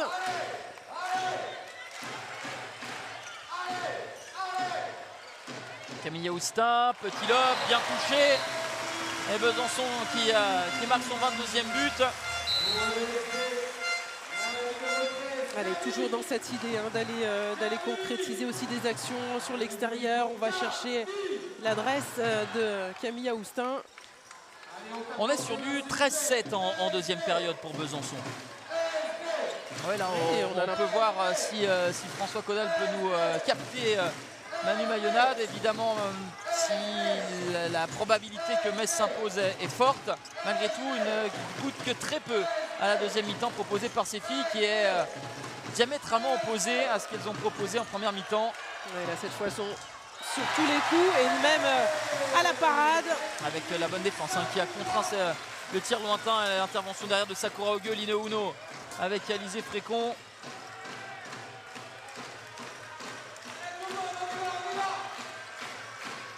On se souvient, pas plus tard que la semaine dernière, de cette mi-temps en miroir entre les deux équipes, entre Nantes et Brest. Et là, ça en prend aussi le profil, une mi-temps côté Metz et les Bisontines qui surnagent. Oh, Clarisse Méraud, on disait qu'il nous avait tout fait. Non, celui-ci ne nous l'avait pas encore sorti. Ce petit costal remonté au-dessus de la tête de Tadou Sakho. Il est splendide ce but, on va le revoir et s'en délecter. On cherche ses bas, toujours en utilisant ses jambes sur le tir en appui, ça fait mouche, ça fait lever les bras de ses coéquipières.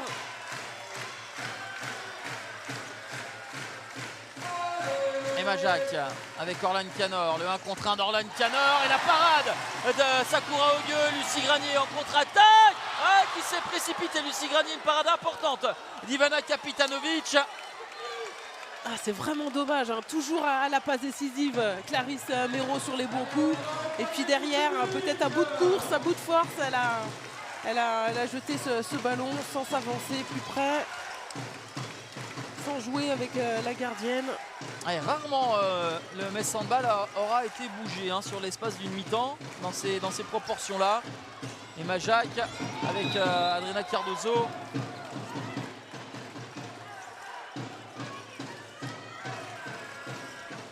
Orlan Canor avec Sarah Boukti. Emma Jacques, Nokandi.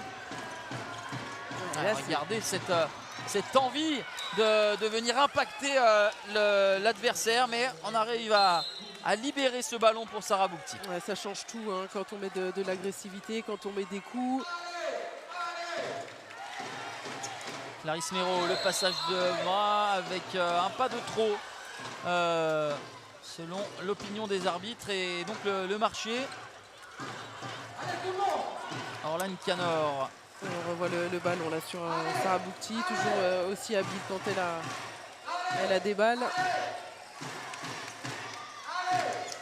Orlan Canor qui, on l'a appris cette semaine, rejoindra le Rapid de Bucarest en Roumanie. Bien sûr, vous connaissez le CSM Bucarest, mais c'est bien le Rapid qui est leader du championnat roumain et qui brigue le titre de champion et la Ligue des champions. Elle rejoindra Julie Foggia. Ça fait longtemps qu'elle a quitté le championnat de France, mais elle qui joue aussi là-bas. Une grosse équipe qui se monte, des joueuses recrutées avec Carlos Viber, un ancien sélectionneur espagnol. Alors si Orlan Canor quittera le championnat de France, sa sœur jumelle Laura a prolongé d'1 an au Metz Handball. Orlan Canor. La bonne défense de Louis Cusset en bout de course. Orlan Canor. Allez, on y va, on fait des bruits, on continue s'il vous plaît. Allez, allez.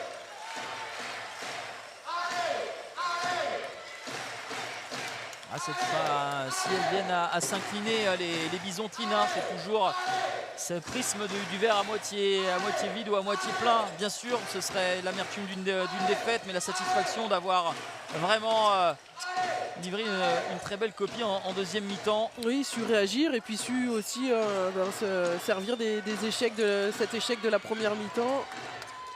Le tir trop croisé de Clarisse Méraud, parce que derrière il y a 2 rencontres importantes. On a parlé de ce déplacement en Coupe d'Europe face à Zagreb, et ensuite ce sera un déplacement à Nantes, un concurrent direct. D'ailleurs, il va y avoir un enchaînement de déplacements qui va être toujours difficile à gérer, parce que elles vont se rendre à Zagreb en prenant 2 avions, en escale à Francfort, et ensuite de Zagreb elles vont revenir directement à Nantes dès le dimanche pour s'entraîner 2 jours à Nantes et jouer le mercredi suivant. Et puis il y aura aussi un déplacement à Paris à négocier. Ce ne sont pas les équipes les plus faciles à manœuvrer, les équipes de haut de tableau. Donc autant dire qu'elles ont, c'est vrai, une quinzaine rude. Emma Jacques qui inscrit un but très important. On sent évidemment, Amélie, que toute cette énergie déployée pour bien défendre, pour bien attaquer du côté de Besançon, eh bien forcément les rotations sont moindres et on est en train un petit peu d'accuser le coup sur ces minutes. Arrière droite, Clarisse, sort. Alex, sort. On garde la même intensité défensive les 5 dernières minutes. On continue à prendre, on a pris 8-9 buts maximum là. D'accord ? Donc on continue le travail défensif. À les emmerder, à les toucher, à les choper, même loin. On continue, d'accord? Allez, jeu. Il faut remettre un petit coup là, on a un peu baissé le pied, c'est dur, mais on finit fort. Hein. Ok, c'est nous qui devons finir fort. Allez, ballon, c'est dur, allez, 2 minutes, les gars. Allez, 1, 2, 3, Ouais, c'est dur, mais on s'accroche. C'est exactement ce qui était perceptible, hein, cher Amélie, parce que là, sur les 2 dernières accélérations. Oui, c'est sûr qu'à l'échelle d'une mi-temps, c'est pas énorme hein, d'avoir pris 9 buts face au Messine. Et même si c'est vrai qu'on a cru que l'exploit était possible à un moment donné, tellement elles ont su inverser la tendance, tellement elles ont su hausser le temps en défense et trouver des options en attaque. Hein. Elles sont quand même face à une équipe en Ligue des Champions qui est extraordinaire et qui montre aussi en championnat tellement de consistance et de constance.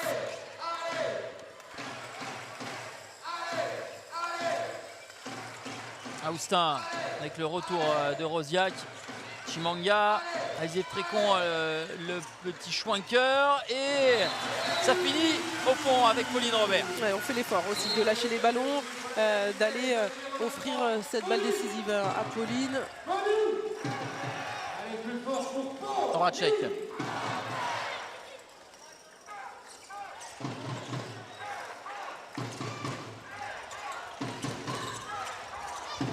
Avec Orlan Canor, oui, lorsqu'elle accélère comme ça, elle prend ses appuis inversés et se rééquilibre en l'air.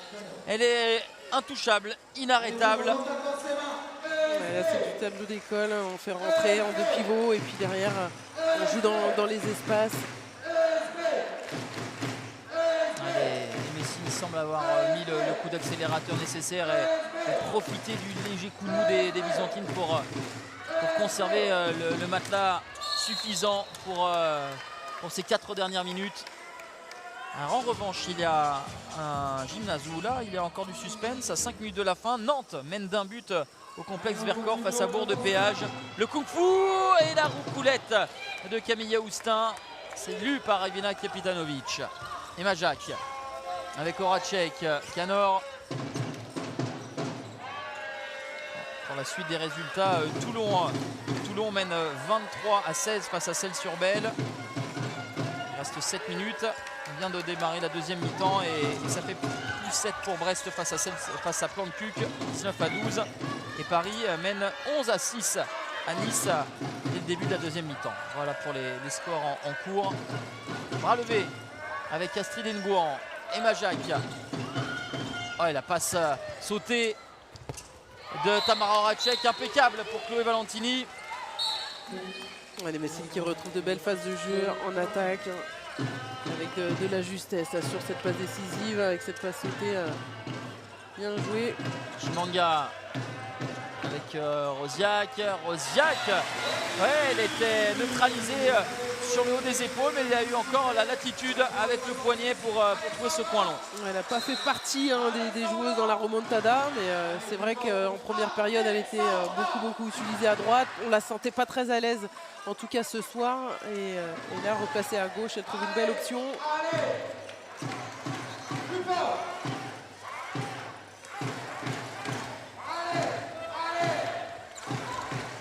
Majak avec l'agressivité défensive de Zazaï sur Orlan Canor. On va repartir le pastis de Sakura Ogieux, mais ce qui témoigne un petit peu du manque d'essence dans le moteur, Amélie, c'est que à Besançon, lorsqu'il y a un arrêt de gardien qui plus un pastis, d'habitude on a les 2 ailières qui partent en contre-attaque. Ouais, là, elle ne pouvait plus le faire et ça finit au pivot avec Pauline Robert.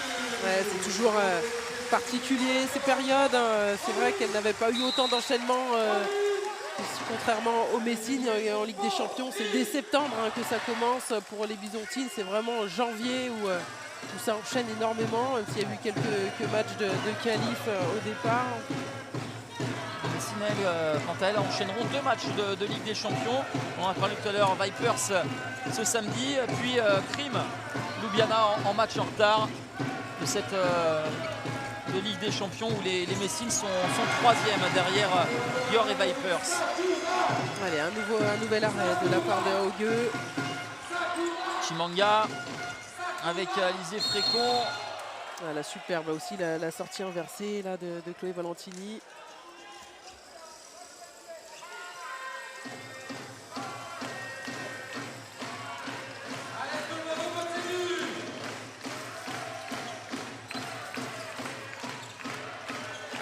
Rosiak, le 1 contre 1 de Rosiak. Et ça fonctionne encore une fois pour Alexandra Rosiak. Le 27e but de Besançon. Et elle pourrait peut-être s'enorgueillir, les Byzantines, d'égaler le plus grand nombre de buts encaissés par les Messines. Elles en avaient encaissé 28 face à Nice. C'est l'équipe qui avait le plus scoré face au Metz Handball. Elles n'en sont pas loin, les Byzantines. On est dans la dernière minute de cette rencontre avec Orlan Canor et Emma Jacques qui bénéficie du travail collectif et finir au près. Allez, il y aura peut-être 28e but dont vous parliez. Avec Chimanga. Oh, le 1 contre 1. Le 1 contre 1. Il y avait beaucoup d'explosivité encore dans ce 1 contre 1 d'Alizé Frécon.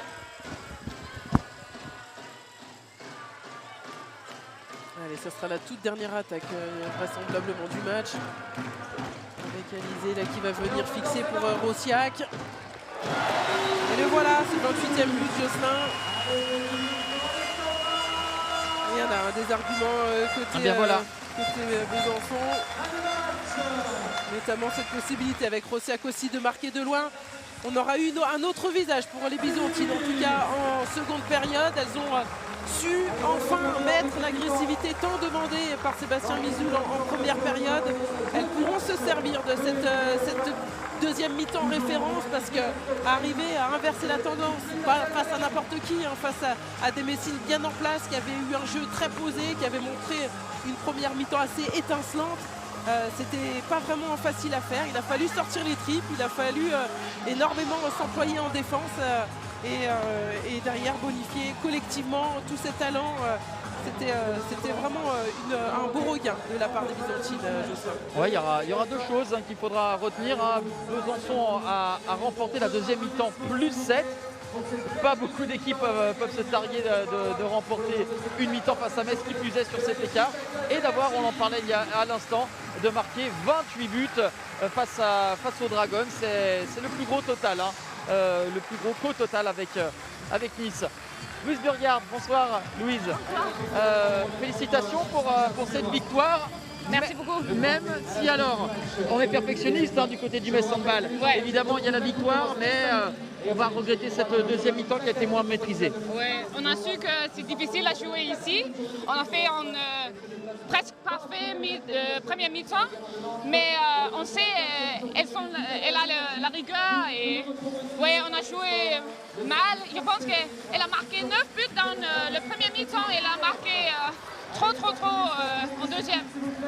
Est-ce que vous aviez presque même été surprise d'avoir tant de facilité pour vous approcher de la cage en première période? Oui, je pense qu'on a joué mal le 7 janvier et on a vraiment besoin de cette victoire et cette bon jeu.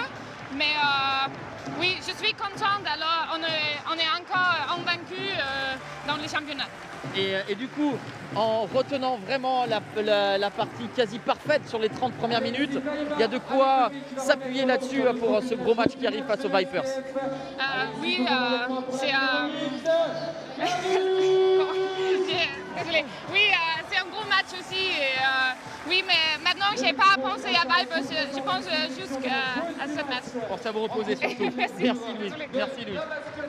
Ouais, on va poursuivre en écoutant peut-être une joueuse byzantine avec notamment Clarisse Méraud qui a été une grande artisane de la deuxième période. Elle va arriver ici. Bonsoir Clarisse. On parlait, pour paraphraser les propos tout à l'heure avec Amélie aux commentaires, c'est l'histoire du verre à moitié vide, à moitié plein. Bien sûr qu'il y a une défaite, ça fait jamais plaisir, mais le regard de la deuxième période doit quand même vous satisfaire. Oui, on est très contents de ce qu'on a fait en deuxième période. C'est vraiment dommage qu'en première période, on prenne 21 buts. On n'est pas dedans dès le début, on doit mettre plus d'agressivité en défense. On sait que c'est une grosse équipe, c'est la première du championnat. On s'attendait. Il faut qu'on ait une meilleure réaction vraiment en début de match. Notre première mi-temps, elle est catastrophique. Heureusement, on fait une belle remontée en deuxième. On est quand même fiers de nous, du visage qu'on a montré. Et puis voilà, on apprendra pour la suite. Bon, Clarisse, je connais ton humilité, mais je vais quand même venir te chercher sur cette deuxième mi-temps. Évidemment, hein, je ne sais pas si tu as fait les calculs, il y a plus 7. Vous gagnez la deuxième mi-temps plus 7 et Metz n'a jamais encaissé plus de 28 buts. Donc là, c'est le quota. Donc c'est une très bonne deuxième période. Et toi, tu t'es régalé. Raconte-nous un petit peu, vraiment, sans complexe, rentrer la tête en avant, malgré la cicatrice. Non, mais de toute façon, il n'y avait rien à perdre là sur ce match. On a pris trop de buts en première mi-temps, donc oui, je me suis régalée. Sur les duels, les joueuses, elles étaient vachement isolées. Et puis voilà, hein, je suis contente du match que j'ai fait. Et puis j'espère qu'on fera mieux la prochaine fois. Merci, Clarisse. Merci beaucoup. Est-ce qu'on va peut-être avoir Sébastien Mizoul, parce qu'on l'avait promis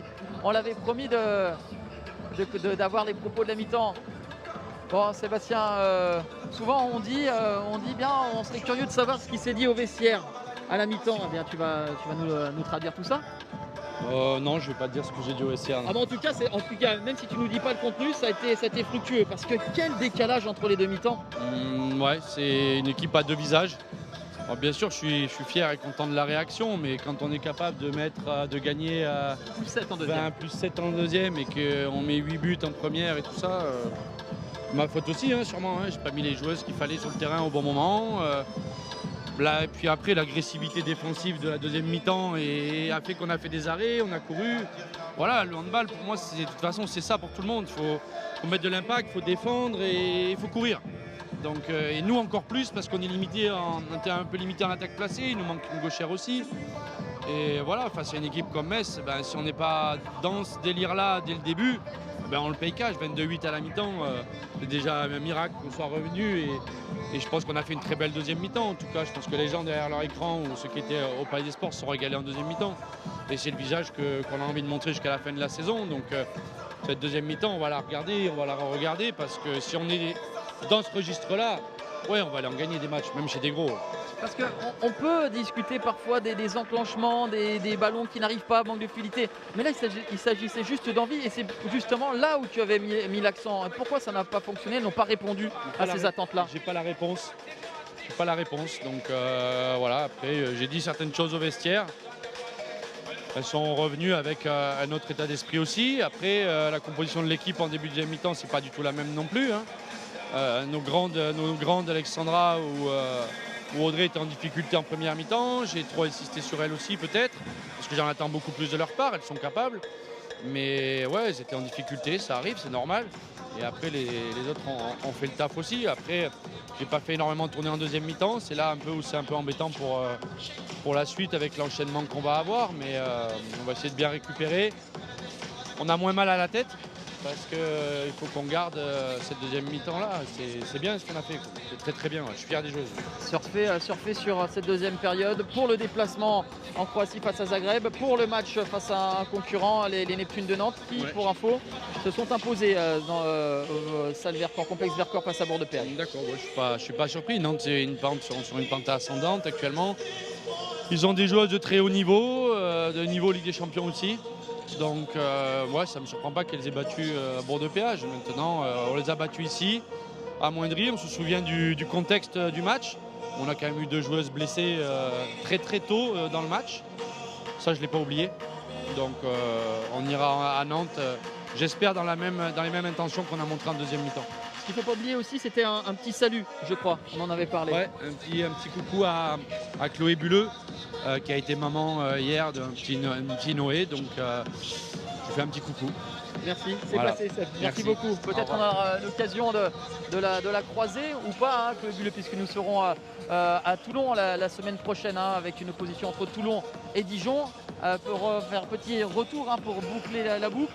Et c'est vrai que même s'il y a 6 buts d'écart, on peut dire qu'il n'y a pas eu de match. Mais en fait, vu le contexte, la physionomie, eh bien, on a pris du plaisir malgré tout, Amélie. Oui, c'est exactement ça. C'est ce qu'on aime observer aussi, comment 2 identités, comment 2 entités s'affrontent et comment il faut parfois aller chercher les joueuses ou utiliser ces remises en question, même au cours d'un match, pour ensuite arriver à sortir les tripes, à faire autre chose, en tout cas à montrer un autre visage et à se servir de ce qui s'est passé aujourd'hui pour la suite. Voilà, on est vraiment heureux parce que ce sont deux équipes qui évoluent en Coupe d'Europe et qui montrent que ce niveau de jeu permet aussi d'aller chercher plein de choses et beaucoup d'intensité. Alors on ira voir un tout autre match à Toulon la semaine prochaine, mais en tout cas là on a eu quand même une vraie confrontation et une histoire à raconter, un peu différente de d'habitude, mais c'était tout aussi beau. Justement, jetons un coup d'œil au résultat de la soirée avec Toulon. Hein. Je n'ai pas suivi de bout en bout, mais qui est mené assez largement face à Celles-sur-Belle. Et donc la victoire de Nantes dans la salle de Vercors face à Bourg-de-Péage. On y sera d'ailleurs dans 15 jours à Bourg-de-Péage avec les Messines qui défieront les Péageoises. Et donc la semaine prochaine avec ce match entre Toulon et Dijon. Le classement, évidemment, Metz qui avait tout gagné et qui était devant reste devant. Et les Messines qui, avec de la difficulté, un peu plus de douleur dans la deuxième mi-temps, ont quand même capitalisé et sont largement leaders avec même un match de retard par rapport à la concurrence. Voilà ce que l'on pouvait dire sur cette rencontre entre Besançon et le Metz Handball. Le rendez-vous la semaine prochaine, je crois que je l'ai assez dit. Hein. On sera où? À Toulon. Du côté de Toulon. Toulon face à Dijon la semaine prochaine. Merci à vous de votre fidélité. Merci à François Caudal à la réalisation, Julien Perronnet à l'édition et aux moyens techniques d'AMP et Pierre-Gilles pour les ralentis. Salut, belle soirée à vous et à bientôt.